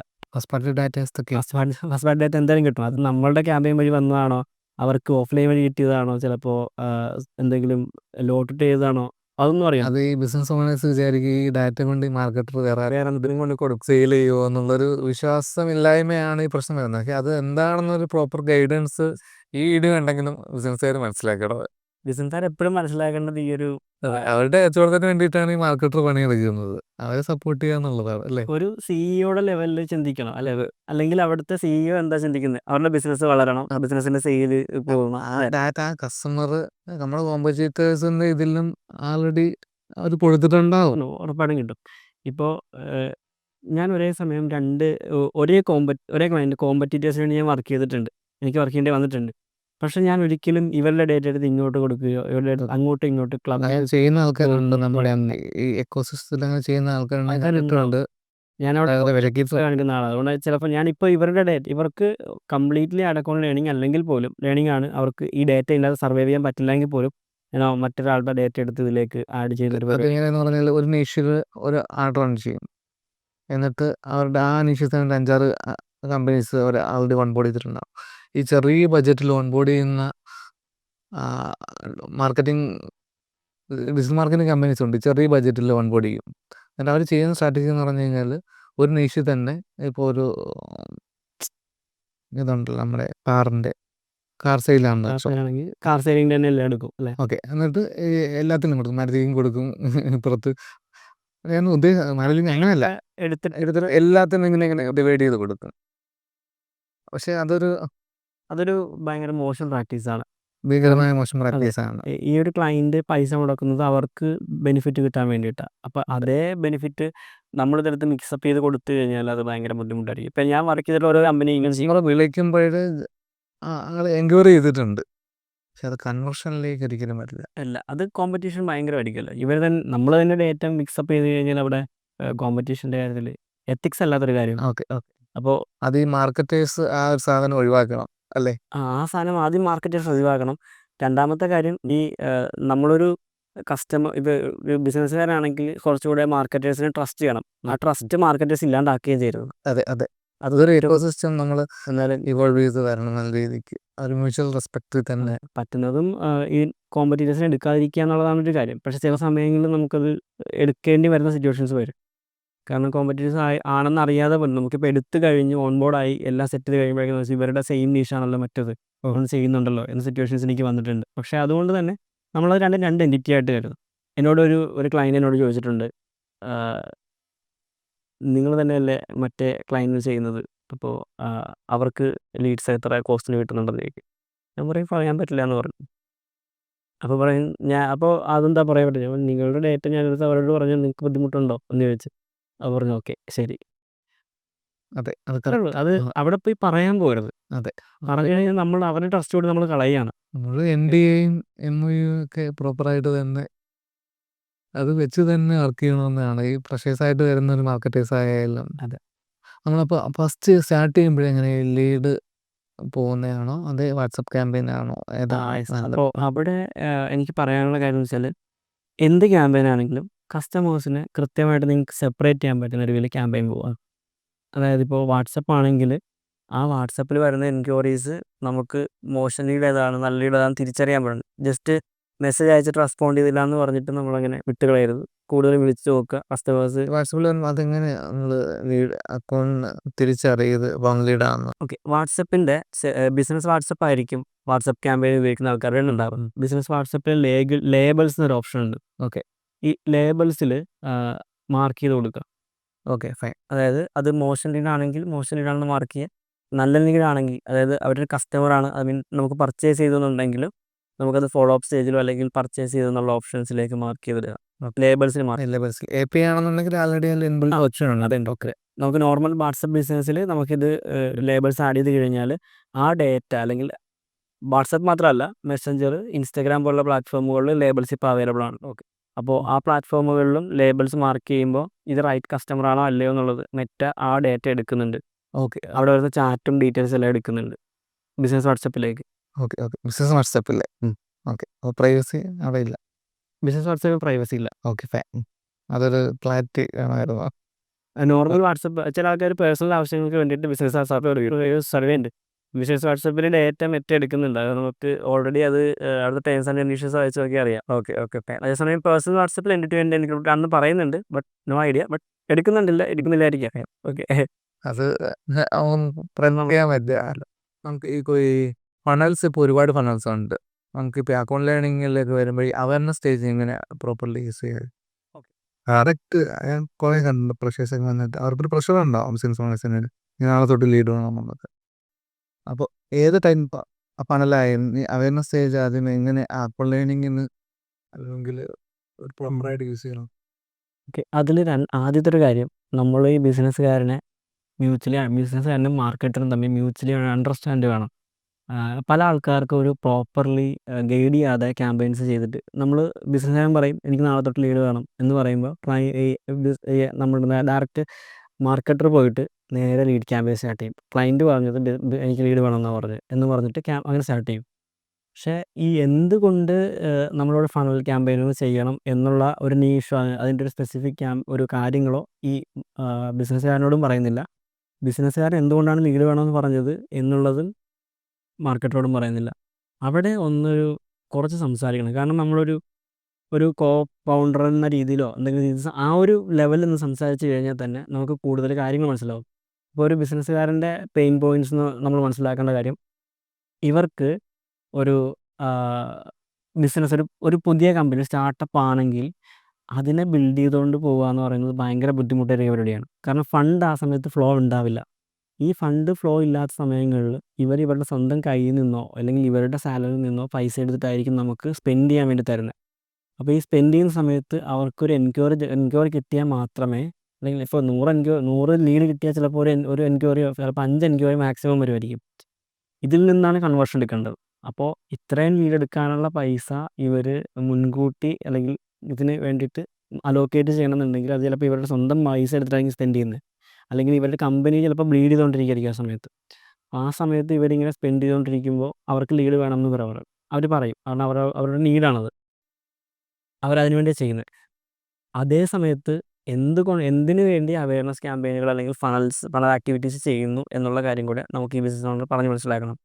അപ്പോൾ എൻ്റെ ഒരു അഭിപ്രായത്തിൽ ഇങ്ങനെ ബ്ലീഡ് ചെയ്യുന്നൊരു കമ്പനി ആണെങ്കിൽ, കാരണം അവർക്കൊരു ഫിനാൻഷ്യലി സ്ട്രഗിൾസ് ഉണ്ട് എന്നുള്ളൊരു കൺസെപ്റ്റിലുള്ള കമ്പനികൾ വരുന്നതെങ്കിൽ ഞാൻ അവരോട് ചോദിക്കും, നിങ്ങൾക്ക് എങ്ങനെയാണ് ഫണ്ട് സ്പെൻഡ് ചെയ്യുന്നതിൽ ഇനിഷ്യൽ ലെവലിൽ മുതൽ ലീഡിലേക്ക് ഫോക്കസ് ചെയ്യണോ എന്ന രീതി ചോദിക്കുമ്പോൾ അവർ പറയും ഓക്കെ, ഇനിഷ്യൽ ലെവലിൽ മുതൽ എനിക്ക് സെയിൽസിലേക്ക് അല്ലെങ്കിൽ ലീഡിലേക്ക് ഫോക്കസ് ചെയ്യണം എന്ന് പറയുമ്പോൾ നമ്മൾ ചെയ്യുന്ന രീതി ഡിഫറൻ്റ് ആണ്. അതേ സമയത്ത് ഫണ്ട് ഉണ്ട്, ഓൾറെഡി എസ്റ്റാബ്ലിഷ് ആയിട്ടൊരു കമ്പനിയാണ്, അധികം ബ്രാൻഡിങ് ഇല്ലാത്തത് കൊണ്ടോ എന്തുകൊണ്ടോ അവർക്ക് സെയിൽ ഡിജിറ്റലി എടുക്കാൻ പറ്റാത്തൊരു കമ്പനി ആണെങ്കിൽ അവർക്ക് ചെയ്യുന്ന രീതി ഡിഫറൻ്റ് ആണ്. ഇപ്പോൾ ഒരു ഇനിഷ്യലി ലീഡ് വേണം എന്ന് പറയുന്ന ഒരു ക്ലയൻറ്റിനെ സംബന്ധിച്ചിടത്തോളം അവർക്ക് ലീഡ് കിട്ടിയേ പറ്റുള്ളൂ. കാരണം ഇല്ലെങ്കിൽ അവർക്ക് സർവൈവ് ചെയ്യാൻ പറ്റില്ല. അപ്പോൾ നമുക്ക് ഇതിൻ്റെ സ്ട്രക്ചർ ചെയ്യുന്ന സമയത്ത് ഒരു പോർഷൻ ഓഫ് ബഡ്ജറ്റ് അവയർനെസ് എന്ന രീതിയിലും ഒരു പോർഷൻ ഓഫ് ബഡ്ജറ്റ് നമുക്ക് ലീഡ് എന്ന രീതിയിലും ഡിഫറൻഷിയേറ്റ് ചെയ്യണം. മറ്റുള്ള ക്യാമ്പയിനുകളെന്ന് പറയുമ്പോൾ നമുക്ക് ആദ്യം അതിൻ്റെ ഐഡിയൽ ഓഡിയൻസിനെ കണ്ടുപിടിക്കുന്ന ടൈപ്പ് ഓഫ് ക്യാമ്പയിനുകൾ ചെയ്യണം. ഓക്കെ, കാരണം നമ്മളൊരു റിയൽ ലൈഫ് എക്സാമ്പിൾ പറയുകയാണെന്നുണ്ടെങ്കിൽ ഒരു നമ്മളൊരു കല്യാണ വീട്ടിൽ ചെല്ലുകയാണ്. നമ്മുടെ ഒരു ലോങ് ഡിസ്റ്റൻസ് റിലേറ്റീവിൻ്റെ വീട്ടിലോ അല്ലെങ്കിൽ നമ്മുടെ ഫ്രണ്ടിൻ്റെ ബ്രദറിൻ്റെ കല്യാണത്തിന് പോകാൻ കരുതാം. ഫ്രണ്ടിൻ്റെ ബ്രദറിൻ്റെ കല്യാണത്തിന് പോയിട്ട് ഞാൻ അവിടെ പോയിട്ട് ഒരു റാൻഡമായിട്ട് അവിടെ ഇരിക്കുന്ന ആരെങ്കിലും ഒരാളെ കണ്ടുപിടിച്ചിട്ട് പറയാണ്, എനിക്ക് ഇവിടെ തിരിച്ചു പോകാൻ പൈസയില്ല, ഒരു 500 രൂപ തരുമോ എന്ന് ചോദിച്ചാൽ എനിക്ക് ആ പൈസ കിട്ടാൻ സാധ്യതയുള്ള ചാൻസ് എത്ര ഉണ്ടോ? വളരെ കുറവാണ്. കാരണം ഒരു കല്യാണത്തിന് വന്നവൻ തിരിച്ചു പോകാനായിട്ട് പൈസ ചോദിക്കുന്നത് ആദ്യം അവർ ശ്രദ്ധിച്ചിട്ടുണ്ടാവില്ല. കാരണം എന്താ? ഒന്ന്, ട്രസ്റ്റ് ഫാക്ടർ ഇല്ല. രണ്ടാമത്തെ കാര്യം വെച്ചാൽ ഇവൻ എന്തിനാ ചോദിക്കുന്നത്, ഇവൻ ഇത് കൊണ്ടുപോയിട്ട് വേറെ എന്തെങ്കിലും ചെയ്യാൻ വേണ്ടിയാണോ എന്നുള്ളത് അവർക്കറിയില്ല. മൂന്നാമത്തെ എന്നെ അവർക്കറിയത്തില്ല. അത് പല പല കാര്യങ്ങളുണ്ട് അവിടെ. അപ്പോൾ ആ ട്രസ്റ്റ്, അതോറിറ്റി അല്ലെങ്കിൽ ഒരു ജെനുവിനിറ്റി, പല പല കേസുകൾ അവിടെ വരും. നമ്മൾ ചോദിക്കുന്ന രീതി എല്ലാം അതിനകത്ത് ഫാക്ടറാണ്. രണ്ടാമത്തൊരു എക്സാമ്പിൾ പറയുകയാണെന്നുണ്ടെങ്കിൽ, ഞാൻ സ്ഥിരമായിട്ട് ഓഫീസിലേക്ക് പോകാൻ വേണ്ടിയിട്ട് ഒരു ബസ് കയറി പോകാമെന്ന് കരുതാം. ഞാൻ ഡെയിലി പോയിട്ട് രാവിലെ ബ്രേക്ക്ഫാസ്റ്റ് കഴിക്കുന്ന ഒരു ഷോപ്പുണ്ട്. ഞാൻ ഡെയിലി അവിടെ പോകുന്നു വരുന്നു അവിടെ ബ്രേക്ക്ഫാസ്റ്റ് കഴിക്കുന്നു, ഡെയിലി കഴിക്കുന്നു, അങ്ങനെ നിൽക്കുന്ന ഷോപ്പുണ്ട്. ഈ ഷോപ്പിൽ പോയിട്ട് ഞാൻ ചോദിക്കുകയാണ്, എനിക്ക് ഇന്ന് പോകാനായിട്ട് വണ്ടി കാശില്ല, എനിക്കൊരു 500 രൂപ തരുമോ, ഞാൻ തിരിച്ചു വരുമ്പോൾ തരാം, അല്ലെങ്കിൽ ഞാൻ നാളെ കൊണ്ടുവന്ന് തരാം എന്ന് പറഞ്ഞാൽ ഈ കടക്കാരൻ തരാനുള്ള ചാൻസ് നമ്മൾ ഈ കമ്പാരിറ്റീവ്ലി കൂടുതലായിരിക്കും. 100% കിട്ടും. കാരണം അവിടെ അതോറിറ്റി ഉണ്ട്, അവിടെ ട്രസ്റ്റ് ഉണ്ട്, അവിടെ ബ്രാൻഡ്, അതായത് നമ്മളറിയാം, നമ്മൾ ആരാണെന്നും എന്താണെന്നുള്ള കാര്യങ്ങളൊക്കെ അറിയാം. അപ്പോൾ ഈ അതോറിറ്റിയുടെ കുറവാണ് എല്ലാവർക്കും പ്രശ്നങ്ങളുണ്ടാകുന്നത്. ഈ അതോറിറ്റി ബിൽഡ് ചെയ്യാൻ വേണ്ടിയിട്ടാണ് അവയർനെസ് ക്യാമ്പയിൻ റൺ ചെയ്യുക. ഓക്കെ, രണ്ടാമത്തെ കാര്യം ട്രസ്റ്റ് ബിൽഡ് ചെയ്യാനും നമുക്കിത് യൂസ് ചെയ്യാം. കാരണം ഇപ്പോൾ ഒരു ബ്രാൻഡിനെ പുതിയതായിട്ട് ക്യാമ്പയിൻ ചെയ്യുന്ന സമയത്ത് ഈ ലീഡ് ക്യാമ്പയിനുകൾ ലീഡ് വരും. ഓക്കെ, കൺവേർഷനിലേക്ക് എത്തില്ല. കാരണം എന്തുകൊണ്ട്, ഇവർ ലീഡ് കണ്ടപ്പോൾ ഓക്കെ ആ പർട്ടിക്കുലർ ആഡ് കണ്ടപ്പോൾ എനിക്ക് ഇൻട്രസ്റ്റ് ആയി. കസ്റ്റമറിൻ്റെ POV ചോദിച്ചോളാം, ഞാൻ ഈ ആഡ് കണ്ടപ്പോൾ എനിക്ക് ഇൻട്രസ്റ്റ് ആയി, ഞാൻ ലീഡ് സബ്മിറ്റ് ചെയ്തു. പിന്നെ അവർ സ്ക്രോൾ ചെയ്തുകൊണ്ടിരിക്കുക. ഒരു മിനിറ്റിൽ എത്ര സമയം സ്ക്രോൾ ചെയ്യുന്നുണ്ട്, മീൻസ് ഒരു 10 മിനിറ്റ് അല്ലെങ്കിൽ ഒരു അരമണിക്കൂർ റീൽ കാണുന്നുള്ള എത്ര റീൽ കാണുന്നുണ്ട്, എത്ര ആഡ് കാണുന്നുണ്ട് അവർ. കഴിഞ്ഞാൽ ആഡ് ഇങ്ങനെ വന്നുകൊണ്ടിരിക്കും. കാരണം മെറ്റയ്ക്ക് ഈ ഇതില്ല. കാരണം നമ്മളൊരു റിയൽ എസ്റ്റേറ്റിൻ്റെ ആഡിൽ ക്ലിക്ക് ചെയ്ത് ഒരു ലീഡ് സബ്മിറ്റ് ചെയ്താൽ മെറ്റ മനസ്സിലാക്കുന്നത് ഇയാൾ റിയൽ എസ്റ്റേറ്റ് ഇൻട്രസ്റ്റ് ഉള്ള ഒരാളാണ്. സോ സിമിലർ കൈൻഡ് ഓഫ് എല്ലാവർക്കും എല്ലാവരുടെ ആഡ് അവിടെ കൊണ്ട് ഡിസ്പ്ലേ ചെയ്യിപ്പിക്കും. അവിടെ നമ്മുടെ ആഡ് സ്റ്റാൻഡ് ഔട്ട് ചെയ്ത് ഓർത്തിരിക്കാനുള്ള സാധ്യത ഭയങ്കര കുറവാണ്. ഇപ്പോൾ അതേ സമയത്ത് ഒരു കോൺഫിഡൻറ്റ് ഗ്രൂപ്പ്, അസറ്റ് ഇങ്ങനെ നമുക്ക് പേരറിയാവുന്ന ബ്രാൻഡാണെന്നുണ്ടെങ്കിൽ ഇവർക്ക് ഓർത്തിരിക്കാൻ എളുപ്പമാണ്. അവർക്ക് പിന്നെ ആഡ് കാണുമ്പോൾ തന്നെ ഞാൻ ഇന്ന ആൾക്ക് ലീഡ് കൊടുത്തിട്ടുണ്ടായിരുന്നു. അല്ല ഇനിയിപ്പോൾ ഒന്നും അറിയാത്തൊരു ബ്രാൻഡാണ്, ഒരു ABC എന്നൊരു ബ്രാൻഡാണെന്ന് കരുതി, ഇപ്പോൾ ABCD എന്നൊക്കെ പറഞ്ഞ ബ്രാൻഡാണെന്ന് നോക്കാം. ഇവർക്ക് ഈ ബ്രാൻഡിൻ്റെ പേര് കുറച്ച് കഴിയുമ്പോൾ മറന്നു പോകും. അത് ഈ സെയിൽസ് പേഴ്സൺ ഇവരെ വിളിക്കുന്നത് ചിലപ്പോൾ ഞാൻ ഇന്ന സ്ഥലത്ത് നിന്നാണ് വിളിക്കുന്നത്, നിങ്ങൾ ഹലോ മാഡം ഞാൻ ഇന്ന സ്ഥലത്ത് നിന്നാണ് വിളിക്കുന്നത് വിളിക്കുമ്പോൾ ഇവർ നിങ്ങളേതാ, ഞാൻ സബ്മിറ്റ് ചെയ്തിട്ടില്ല കേട്ടോ. കാരണം ഇവർക്ക് ഇത് ഓർത്തിരിക്കുന്നില്ല. മനസ്സിലായി. അത് എനിക്ക് തോന്നുന്നത് ഈ വീടിന്റെ കോളിംഗ് ടൈമിന്റെ ഒരു കോളിംഗ് ടൈം ഒരു ഫാക്ടറാണ്. രണ്ടാമത്തെ കാര്യം, ഇവർ കോമ്പറ്റീറ്ററിൻ്റെ ആളും കാണുന്നുണ്ട്, പിന്നെ നമ്മളെക്കുറിച്ച് അറിയില്ല, അതൊരു പ്രശ്നമാണ്. അപ്പോൾ നമ്മളവിടെ അതോറിറ്റി ക്രിയേറ്റ് ചെയ്യണം, നമുക്കവിടെ അവരെ കൂടുതൽ അഡ്രസ്സ് ചെയ്യാൻ പറ്റണം. അതിന് വേണ്ടിയിട്ട് ഈ അവയർനെസ് ക്യാമ്പയിൻ റൺ ചെയ്യണമെന്നില്ല, അവിടെ ഫൺ ആക്ടിവിറ്റീസ് ചെയ്താൽ മതി. അതായത് ഇവരെ പല ടൈപ്പ് നീഷിലുള്ള ആൾക്കാരുണ്ട്. ഒരു കാര്യം നോക്കുകയാണെന്നുണ്ടെങ്കിൽ ഇവർക്ക് പ്രോബ്ലം എന്താണെന്ന് അറിയില്ല. അതായത് പ്രോബ്ലം എന്താണെന്ന് അറിയില്ല എന്ന് പറഞ്ഞാൽ, ഇപ്പോൾ ഒരു എക്സാമ്പിൾ പറയുകയാണെങ്കിൽ, ഒരു മാനുവൽ കാർ ഓടിക്കുന്നൊരു വ്യക്തി, ഈ മാനുവൽ കാർ ഓടിക്കുന്ന വ്യക്തിക്ക് ചിലപ്പോൾ ക്ലച്ച് ചവിട്ടുന്നത് കൊണ്ട് കാല് വേദന ഉണ്ടാവും. ഇവരിത് അഡ്രസ്സ് ചെയ്യുന്നുണ്ടാവില്ല.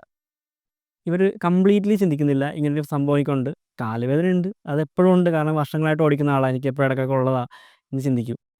ഇവരുടെ ഒരു പ്രോബ്ലമാണത്. ഈ പ്രോബ്ലം ഇവർ ശ്രദ്ധിക്കാതിരിക്കുക. ഈ പ്രോബ്ലത്തെ നമ്മൾ അഡ്രസ്സ് ചെയ്യണം. അത് വേണമെന്നുണ്ടെങ്കിൽ നിങ്ങൾക്ക് ഡയറക്റ്റ്ലി പറയുന്നതൊക്കെ നല്ലത്, ഇൻഡയറക്റ്റ് ആയിട്ട് എന്തെങ്കിലും രീതിയിൽ ചെയ്താൽ മതി. ഇനി അതുമല്ലെന്നുണ്ടെങ്കിൽ വെയിറ്റ് ചെയ്തു. അതെ, ഇത് അല്ലെങ്കിൽ നമുക്കിപ്പോൾ ഒരു വ്ളോഗർ അല്ലെങ്കിൽ ഡോക്ടറായിട്ടുള്ളൊരു വ്ളോഗർ മുട്ടുവേദനയെ പറ്റി ചർച്ച ചെയ്യുന്നൊരു വീഡിയോയ്ക്കകത്ത് നമുക്ക് വേണമെന്നുണ്ടെങ്കിൽ പറയിപ്പിക്കാം. ഓക്കെ, ഇത് ഈ ക്ലച്ച് കിട്ടുന്നുണ്ടായിരുന്നു. ക്ലച്ച് ചവിട്ടുന്നതുകൊണ്ടാണ് നമ്മളുടെ അത് നിങ്ങളൊരു EV കാറിലേക്ക് മാറിയാൽ മതി, അല്ലെങ്കിൽ ഓട്ടോമാറ്റിക് കാറിലേക്ക് മാറിയാൽ മതി എന്ന് പറയാം. സന്ദേഹതരമുണ്ടും വരാം, പക്ഷെ നമുക്കിങ്ങനെ പറയിപ്പിച്ചാൽ മതി. ഡോക്ടേഴ്സ് പറയുമല്ലോ.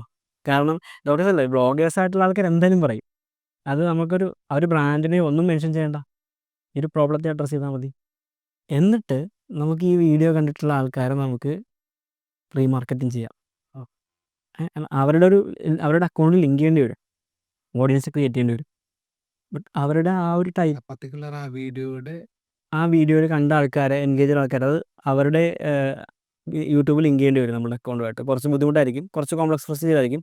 ഇനി അതല്ലാന്നുണ്ടെങ്കിൽ നമുക്ക് അവിടെ എന്തെങ്കിലും ബ്രാൻഡിനെ കൊണ്ടുവന്നിട്ട് പ്ലേസ് ചെയ്യുന്ന രീതിയിലോ എന്തെങ്കിലും പറയാം.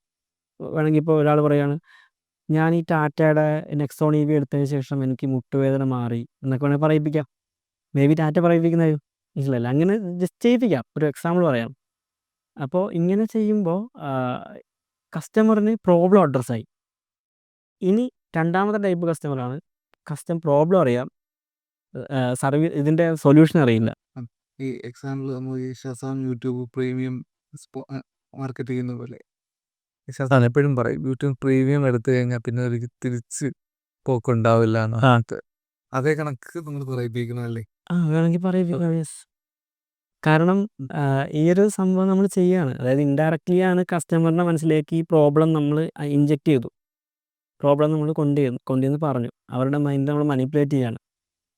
അപ്പോൾ അവിടെ ഈ കസ്റ്റമർ വന്നതിന് ശേഷം അടുത്ത ലെവൽ എന്ന് പറയുന്നത്, ഇവർക്ക് പ്രോബ്ലം അറിയാം, മുട്ടുവേദന വരുന്നത് ഈ മാനുവൽ കാർ ഓടിക്കുന്നതുകൊണ്ടാണെന്നറിയാം, ഇനി എനിക്ക് ഇതിൻ്റെ സൊല്യൂഷൻ എന്ന് പറയുന്നത് ഒരു ഓട്ടോമാറ്റിക് കാർ എടുക്കുന്നതാണ്. ഇതിൽ തന്നെ നമ്മളുടെ വേരിയൻ്റ് EV ആണെന്ന് കരുതുക. ഇപ്പോൾ നമ്മുടെ വേരിയൻ്റ് EV ആണ്. അപ്പോൾ കസ്റ്റമറോട് നമ്മൾ പറയേണ്ടത് EV എടുത്താൽ നിങ്ങളുടെ പ്രോബ്ലം സോൾവ് ആവുമെന്നാണ് പറയേണ്ടത്. അതും നമുക്ക് വേറെ ഏതെങ്കിലും ഒന്നെങ്കിൽ ആ വീഡിയോയ്ക്കകത്ത് തന്നെ പറയിപ്പിക്കാം, അല്ലെങ്കിൽ നമുക്ക് വേറെ ഏതെങ്കിലും മീഡിയംസ് ഉപയോഗിച്ച് ചെയ്യിപ്പിക്കാം. അപ്പോൾ കസ്റ്റമറിന് പ്രോബ്ലം മനസ്സിലായി, അതിൻ്റെ സൊല്യൂഷനും മനസ്സിലായി. ഇനി അവർക്ക് ബ്രാൻഡ് അറിയില്ല, അല്ലെങ്കിൽ നമ്മളുടെ സർവീസ് ഓഫർ ചെയ്യുന്നത് എന്താണെന്ന് അറിയില്ല. അപ്പോൾ നമുക്ക് ക്യാമ്പയിൻസും മറ്റും കാര്യങ്ങളും സ്റ്റാർട്ട് ചെയ്യാം. ഡയറക്റ്റ്ലി നമുക്ക് അവരോട് പറയാം, എൻ്റെ ബ്രാൻഡ് ഇതാണ്, അല്ലെങ്കിൽ ഞങ്ങൾ ബ്രാൻഡ് എടുത്തു കഴിഞ്ഞാൽ നിങ്ങൾക്ക് കിട്ടുന്ന ഈ മുട്ടുവേദന ഉണ്ടാവില്ല, അങ്ങനെയുള്ള കാര്യങ്ങളൊക്കെ പറഞ്ഞുകൊണ്ട് നമുക്ക് ക്യാമ്പയിൻസ് ചെയ്യാം. അടുത്തൊരു ലെവൽ എന്ന് പറയുമ്പോൾ ഇതും കഴിഞ്ഞ് അടുത്ത ലെവലിലേക്ക് ചെല്ലുമ്പോഴാണ് നമുക്ക് മനസ്സിലാക്കേണ്ടത്, ഇപ്പോൾ ഒരു ഈ കസ്റ്റമറിന് ബ്രാൻഡ് അറിയാം, നമ്മളുടെ സൊല്യൂഷൻ ഉണ്ടെന്നറിയാം, പിന്നെ അവർ ഡിസിഷൻ സ്റ്റേജിലാണ്. അവരെന്തുകൊണ്ട് ഈ കാറ് വാങ്ങണം, ഈ കാർ എടുക്കുന്നതാണോ നല്ലത്, അതോ മഹീന്ദ്രയുടെ കാർ എടുക്കുന്നതാണോ നല്ലത്, അതോ വേറെ MGയുടെ കാർ എടുക്കുന്നതാണോ നല്ലത്, ഹിൻഡയുടെ കാർ എടുക്കുന്നതാണോ നല്ലത്, ഇതെല്ലാം ഈ പ്രൊവൈഡ് ചെയ്യുന്നുണ്ടല്ലോ. അവർ റിസർച്ച് സ്റ്റേജിലേക്ക് പോവാണ്. ഈ റിസർച്ച് സ്റ്റേജിൽ പോകുമ്പോൾ നമുക്ക് അവിടെ SEO ചെയ്ത് നമ്മളുടെ വെബ്സൈറ്റിൽ വരുന്ന ആൾക്കാരെ നമ്മളിലേക്ക് കൂടുതൽ അടുപ്പിക്കാൻ പറ്റണം. വെബ്സൈറ്റിലും വരുന്ന ആൾക്കാർ വെബ്സൈറ്റിലേക്ക് അവർ സെർച്ച് ചെയ്ത് വരുമ്പോൾ തന്നെ നമ്മളുടെ വെബ്സൈറ്റ് വരണം. ഒന്ന് മേ ബി അത് ഗൂഗിൾ ആഡ് വഴിയോ അല്ലെങ്കിൽ SEO വഴിയോ നമുക്ക് പല മെത്തേഡ് വഴി ചെയ്യാം.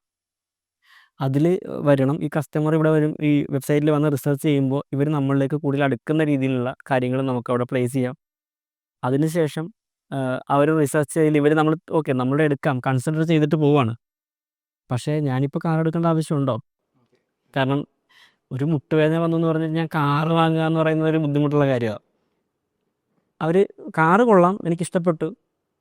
പിന്നെ നമ്മൾ ശ്രദ്ധിക്കണം, പിന്നെ അവരെ ഇൻട്രാക്ട് ചെയ്യിപ്പിക്കാൻ, അവരുടെ ഓഡിയൻസ് നീഷ് മനസ്സിലാക്കിയിട്ട് ഈ ആളുടെ ഇൻട്രസ്റ്റ് വെച്ചിട്ട് കണക്ട് ചെയ്തുകൊണ്ടുള്ള ക്യാമ്പയിനുകൾ ചെയ്യേണ്ടി വരും. അതായത് ഇപ്പോൾ ചില ആൾക്കാർക്ക് എൻവയോൺമെൻറ്റിനെ ഭയങ്കര സ്നേഹമാണ്, അപ്പോൾ നമുക്കവിടെ എൻവയോൺമെൻറ്റ് ഫ്രണ്ട്ലി ആണെന്ന് പറയാം. ചില ആൾക്കാരുടെ പ്രോബ്ലം എന്ന് പറയുന്നത് ഇത് ചാർജിങ് ഒരുപാട് ടൈം എടുക്കില്ലേ എന്നുള്ളതാണ്. അപ്പോൾ അതിനുള്ള സൊല്യൂഷൻ നമുക്ക് അഡ്രസ്സ് ചെയ്യാം.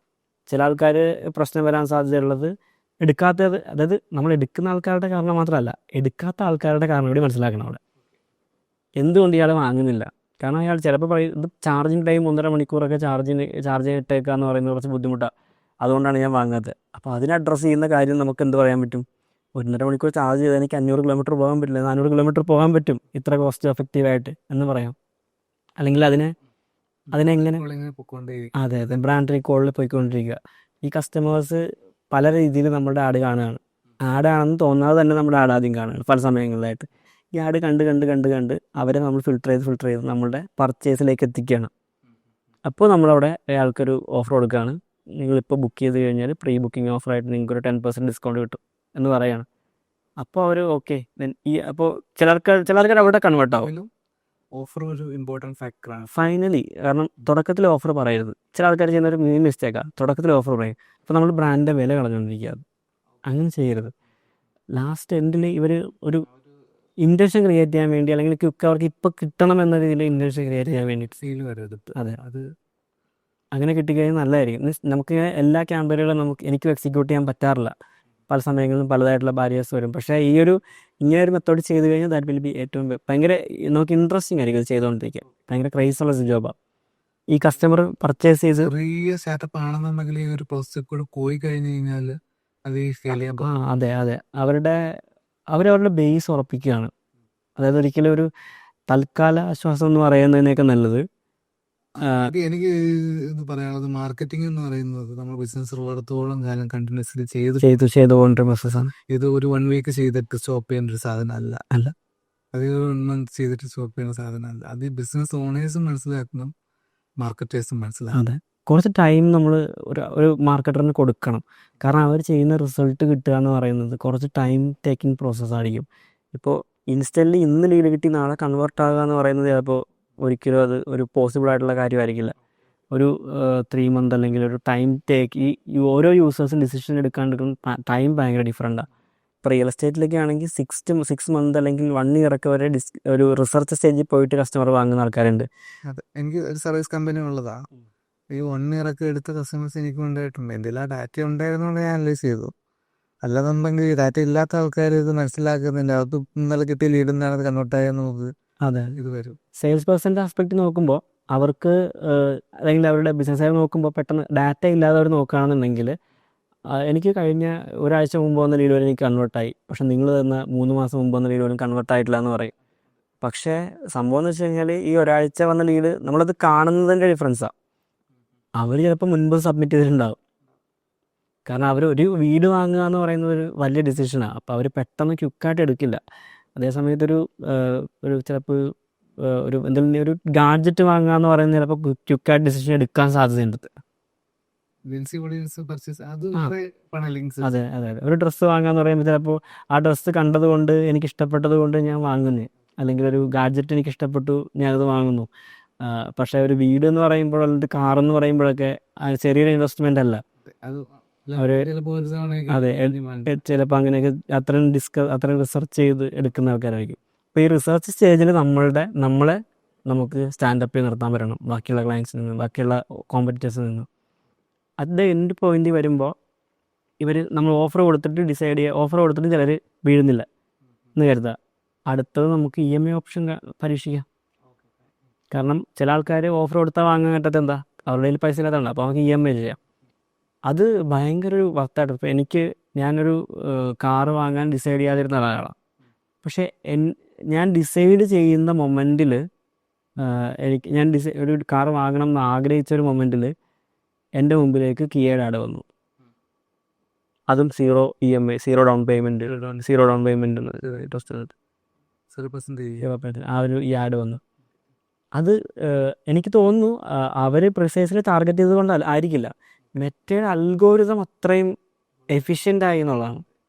ഞാൻ ആരോട് സംസാരിച്ചതോ അങ്ങനെ ഒന്നുമില്ല, ഞാൻ ആരോട് സംസാരിച്ചിട്ടില്ല, അതിനെപ്പറ്റി ഡിസ്കസ് ചെയ്തിട്ടില്ല, എൻ്റെ മൈൻഡിൽ മാത്രമേ ഉള്ളൂ. പക്ഷേ എനിക്ക് ആഡ് വന്നു. അത്രയും നാളെ എനിക്ക് കാറിൻ്റെ ഒരു ആഡും വരില്ല. കാരണം ഞാനൊരു കാർ അല്ലെങ്കിൽ ഒരു ഓട്ടോ എന്തൂസിയാസ്റ്റ് അല്ല.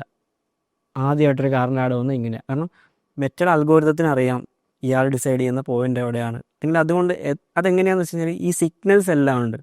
ഇപ്പോൾ ഒരു യൂസർ എന്ന് പറയുന്നത് ഒരിക്കലും ചില ആൾക്കാർ പറയും നമ്മളെ ഡേറ്റ എടുത്തുകൊണ്ട് പോയിട്ട് ഇവർ ജീവിക്കുന്നത് മെറ്റ അങ്ങനെ ഡേറ്റ എല്ലാം ഓഫ് ചെയ്യണം എന്ന് പറയുന്നത് നമ്മുടെ മൊബൈൽ നമ്പറും ഇമെയിൽ ഐഡിയും മാത്രമാണെന്ന് ചിന്തിക്കുന്ന ആൾക്കാരാണത്. അതല്ല ഡേറ്റ എന്നുള്ളത് അറിയില്ല. നമ്മൾ ഇൻസ്റ്റഗ്രാമിൽ സ്ക്രോൾ ചെയ്യുന്ന ഓരോ സ്ക്രോളും ഓരോ സെക്കൻഡ് ഹോൾഡ് ചെയ്യുന്നുണ്ടെങ്കിൽ ആ ഓരോ സെക്കൻഡും ഞാൻ ഓപ്പൺ ചെയ്യുന്ന ആപ്ലിക്കേഷൻസ്, ഞാൻ ചെയ്യുന്ന ആൾക്കാർ കോൾ ചെയ്യുന്ന നമ്പേഴ്സ്, ഞാൻ വാട്സപ്പിൽ ചാറ്റ് ചെയ്യുന്നത്, അതെ ഇനി ഫേസ്ബുക്കിൻ്റെ ടാർഗറ്റിങ്ങിൽ നിന്ന് രക്ഷപ്പെടാൻ വേണ്ടിയിട്ട് ഫേസ്ബുക്ക് നിങ്ങൾ അൺഇൻസ്റ്റാൾ ചെയ്ത് കളഞ്ഞെന്ന് ചോദിക്കുക. പക്ഷേ നിങ്ങൾ ഓപ്പൺ ചെയ്യുന്ന പല ആപ്ലിക്കേഷനും മെറ്റയുടെ സർവീസസ് എംബഡഡ് ആണ്. നിങ്ങൾ കയറുന്ന വെബ്സൈറ്റുകളും പലതും മെറ്റയുടെ പിക്സൽസ് എംബഡഡ് ആണ്. അപ്പോൾ ഇൻഡയറക്ട്ലി മെറ്റയ്ക്ക് നമ്മളുടെ ഡേറ്റ കിട്ടുന്നുണ്ട്. മെറ്റ അത് കൺസിഡർ ചെയ്യുന്ന ഒരിക്കലും ഒരു ഓക്കെ സൗരവിൻ്റെ ഡേറ്റ, സൗരവ് ഇത്ര പേരെ ഇത്ര ഇതൊക്കെ ചെയ്യുന്നു, സൗരവിൻ്റെ ഫോൺ നമ്പർ ഇതാ, അപ്പോൾ സൗരവിൻ്റെ ഡേറ്റ എടുത്ത് വർക്ക് കൊടുക്കാം എന്ന് പറഞ്ഞൊരു കമ്പനിക്ക് വിൽക്കുകയല്ല ചെയ്യുന്നത്. അവർ ചെയ്യുന്നത് കുറച്ചുകൂടെ അതോറിറ്റി രീതിയിലാണ്. അപ്പോൾ അവർ ചെയ്യുന്നൊരു ക്യാമ്പയിൻ, ഇപ്പോൾ ഞാനൊരു ഒരു ക്യാമ്പയിൻ ചെയ്യുന്ന സമയത്ത് ടാർഗറ്റ് ഓഡിയൻസ് സെലക്ട് ചെയ്യുന്നത് പോലെ തന്നെയാണ് മെറ്റ ഇപ്പോൾ ഓട്ടോമാറ്റിക്കലി അഡ്വാൻറ്റേജ് പ്ലസ് ക്യാമ്പയിനിൽ വർക്കൗട്ട് ചെയ്യുന്നത്. കാരണം അത് വർക്ക് ചെയ്യുന്ന രീതി, എൻ്റെ ക്യാമ്പയിനിൽ ആരാണ് റിയാക്ട് ചെയ്തത് അവരെ പോലെയുള്ള ആൾക്കാരിലേക്ക് കൊണ്ടുപോകുക എന്നുള്ളതാണ് ക്യാമ്പയിൻ. അതായത് ഇപ്പോൾ ഒരു ക്യാമ്പയിൻ ഞാൻ ചെയ്തു, 10 പേര് റിയാക്ട് ചെയ്തു, 10 പേരെ ക്യാമ്പയിൻ കണ്ടു, അതിലൊരു 5 പേര് റിയാക്ട് ചെയ്തു, അതിലൊരു 4 പേരും ഒരു പർട്ടിക്കുലർ നീഷിൽ ഇൻട്രസ്റ്റ് ഉള്ള ആൾക്കാരാണ്. അപ്പം മെറ്റയ്ക്ക് മനസ്സിലാവും ആ ഇൻട്രസ്റ്റ് ആണ് കറക്റ്റ് വരുന്നത്. സോ അങ്ങോട്ടേക്ക് സ്കെയിൽ ചെയ്യും. അതെ, അത്രയും ബെറ്റർ ആയിരിക്കും. അവിടെ നമ്മൾ ഡേറ്റ മെറ്റയ്ക്ക് കൊടുത്തില്ല എന്നുണ്ടെങ്കിൽ സർവൈവ് ചെയ്യും. സോ അതാണ് ഏറ്റവും വലിയൊരു ഫാക്ടർ ഇവിടുത്തെ. ഈ മെറ്റ ടാർഗറ്റിംഗ് അൽഗോരിതം എങ്ങനെയാണെന്ന് നമ്മൾ മനസ്സിലാക്കി കഴിഞ്ഞാൽ, ഞാൻ സ്ക്രോൾ ചെയ്യുന്നത് എൻ്റെ ഒരു ഇതാണ്. അതായത് എൻ്റെ പേഴ്സണൽ ഡേറ്റാസ്, ഇപ്പം ഞാൻ ഏത് സ്ഥലത്തു നിന്ന് വരുന്നവനാണ്, അല്ലെങ്കിൽ എൻ്റെ ഹോം ടൗൺ ഏതാണ്, ഞാൻ ഇപ്പം സ്റ്റേ ചെയ്യുന്ന സ്ഥലം ഏതാണ്, ഞാൻ ട്രാവൽ ചെയ്യുന്നുണ്ടോ, എൻ്റെ ഇൻസ്റ്റാഗ്രാമിൽ പോസ്റ്റ് ചെയ്യുന്ന ഫോട്ടോസ്, ഒരു കമൻറ്റ്സ്, ഇങ്ങനെയുള്ള കാര്യങ്ങളെല്ലാം മെറ്റ ഒരു സിഗ്നൽസ് ആയിട്ടായിരിക്കും നോട്ട് ചെയ്ത് വെക്കുക. അപ്പോൾ മെറ്റയ്ക്കൊരു ഇപ്പോൾ സൗരവ് എന്നുള്ള ആൾ ഡിജിറ്റൽ മാർക്കറ്റിങ്ങിൻ്റെ ആഡിൽ റിയാക്ട് ചെയ്തു എന്ന് പറഞ്ഞാൽ എൻ്റെ ഡിജിറ്റൽ മാർക്കറ്റിംഗ് എന്ന സിഗ്നലാണ് അവിടെ ആക്റ്റീവായത്. അപ്പോൾ എനിക്ക് ആ സിഗ്നൽ അവിടെ ഉള്ളത് കൊണ്ടാണ് എന്നെ കാണിച്ചത്. അപ്പോൾ ഞാനവിടെ റിയാക്ട് ചെയ്തു, ഞാനൊരു ലീഡ് കൊടുത്തു എന്ന് കരുതാം. അപ്പോൾ ഈ ഡിജിറ്റൽ മാർക്കറ്റിംഗ് ഇൻട്രസ്റ്റ് കാരണമുള്ള സൗരവിലേക്ക് കാണിച്ചത്. സൗരവിൻ്റെ ആ ഡിജിറ്റൽ മാർക്കറ്റിംഗ് ഇൻട്രസ്റ്റ് ഉള്ള കോമൺ ആയിട്ടുള്ള ആൾക്കാരിലേക്ക് മെറ്റാ ക്യാമ്പയിൻ സ്കെയിൽ ചെയ്യും. അപ്പോൾ ചിലപ്പോൾ രാജസ്ഥാന് വരും, നമുക്ക് എല്ലാവർക്കും വരും, നമ്മുടെ ഡിജിറ്റൽ മാർക്കറ്റിംഗ് പഠിക്കുന്നവർക്ക് വരും. അതിൽ തന്നെ കുറച്ച് ദിവസം കഴിയുമ്പോഴാണ് മെറ്റയ്ക്ക് മനസ്സിലാകുന്നത് ഇതിൽ ഒരു കോഴ്സാണെന്ന് കരുതാം. അപ്പോൾ ഇതിൽ തന്നെ ഫ്രഷേഴ്സ് ആയിട്ടുള്ള ആൾക്കാർ മാത്രമേ റിയാക്ട് ചെയ്യുന്നുള്ളൂ, വർക്ക് ചെയ്യുന്ന ആൾക്കാർ റിയാക്ട് ചെയ്യുന്നില്ല എന്ന് കരുതാം. അങ്ങനെയാണെങ്കിൽ അതിലും പ്രിസൈസ്ഡായിട്ട് ഡിജിറ്റൽ മാർക്കറ്റിങ്ങിനുള്ളിൽ ഫ്രഷേഴ്സിനെ മാത്രം ക്യാമ്പയിൻ പോകും. ആ അൽഗോരിതം അങ്ങനെയാണ് വർക്ക് ചെയ്യുന്നത്. അപ്പോൾ അതിനെ നമ്മൾക്ക് ലിവറേജ് ചെയ്യാൻ പറ്റുക എന്ന് പറയുന്നത് കറക്റ്റായിട്ടുള്ള റിസൾട്ട് എടുക്കുക എന്നുള്ളതാണ്. റോങ് ആയിട്ടുള്ള റിസൾട്ട്സ് എടുക്കാതിരിക്കുക, റോങ് ആയിട്ടുള്ള റിസൾട്ടിനെ മാക്സിമം അവോയ്ഡ് ചെയ്യുക, തിരിച്ച് ഡാറ്റ കൂടെ കൊടുക്കുക. പിന്നെ അവിടെ വരുന്ന ഡാറ്റ ഈ ബിസിനസ് ഓണേഴ്സും കൊടുക്കണം, എന്നാലേ കാര്യം നടക്കുകയുള്ളൂ. റിസൾട്ട് ഡാറ്റ കൊടുത്തില്ലെങ്കിൽ അവിടെ ഒരു പ്രശ്നം ഉണ്ടാവും. പിന്നെ കമ്മ്യൂണിക്കേഷൻ എപ്പോഴും ഉണ്ടായിരിക്കണം. പിന്നൊരു മേജർ ഫാക്ടർ പറയുകയാണെങ്കിൽ ഇമോഷണലി ഈ ഒരു മാർക്കറ്റർ പ്രിപ്പയർ ആവേണ്ട ഒരു കാര്യമാണ്. മേ ബി എനിക്ക് ഈ ഒരു പല ഫീൽഡിൽ വർക്ക് ചെയ്തിട്ടുള്ളതുകൊണ്ട് എനിക്ക് അത് പറയാൻ പറ്റുന്ന കാര്യമായിരിക്കും. ഒരു സെയിൽസ് പേഴ്സൻ്റെ മാനസികാവസ്ഥ എന്താണ് കോൾ ചെയ്യുമ്പോൾ എന്നുള്ള കാര്യങ്ങൾ മനസ്സിലാക്കണം. ബിസിനസ്മാൻ്റെ മാനസികാവസ്ഥ, അവർ സ്പെൻഡ് ചെയ്തുകൊണ്ടിരിക്കുമ്പോൾ കിട്ടുന്ന മാനസികാവസ്ഥ എന്താണെന്നുള്ളത് നമ്മൾ മനസ്സിലാക്കണം. റിസൾട്ട് വന്നില്ലെങ്കിൽ അവർക്ക് എന്ത് ബുദ്ധിമുട്ടുണ്ടാവും എന്നുള്ള കാര്യങ്ങൾ മനസ്സിലാക്കണം. സോ പിന്നെ നമ്മൾ ഓട്ടോമാറ്റിക്കലി ഡ്രിവൺ ആവും. കാരണം നമുക്കിതിലൊരു ഹൈ കിട്ടും. കാരണം ഒരു ദിവസം ഒരു 100 രൂപയുടെ സെയിൽ ഇൻക്രീസ് കൂടിയെന്ന് പറഞ്ഞാൽ പോലും എനിക്ക് ഭയങ്കര ഹൈ കിട്ടാറുണ്ട്. അതെ, ഒരു 0.1% ഹൈക്ക് എന്ന് പറയുമ്പോൾ പോലും എനിക്ക് ഭയങ്കര ഒരു ഹൈ കിട്ടും. കാരണം ഞാനൊരു കഴിഞ്ഞൊരു എക്സാമ്പിൾ പറയുകയാണെങ്കിൽ ഞാനൊരു ചെറിയൊരു CTA ബട്ടൺ ചേഞ്ച് ചെയ്തു ഒരു ക്യാമ്പയിൻ അല്ല, ഒരു വെബ്സൈറ്റിലുള്ള ഈ വെബ്സൈറ്റിലുള്ള CTA ബട്ടൺ ചേഞ്ച് ചെയ്തുകൊണ്ട് തന്നെ ഒരു 2% നിന്നിരുന്ന കൺവേർഷൻ റേഷ്യോ ഒരു 2.5%ലേക്ക് ഇൻക്രീസ് ചെയ്തു. വളരെ 5% ആണ്. പക്ഷേ ആ മാസത്തെ സെയിലിൽ ഒരു 2 ലക്ഷം രൂപയുടെ ഇമ്പ്രൂവ്മെൻ്റ് ഉണ്ട്.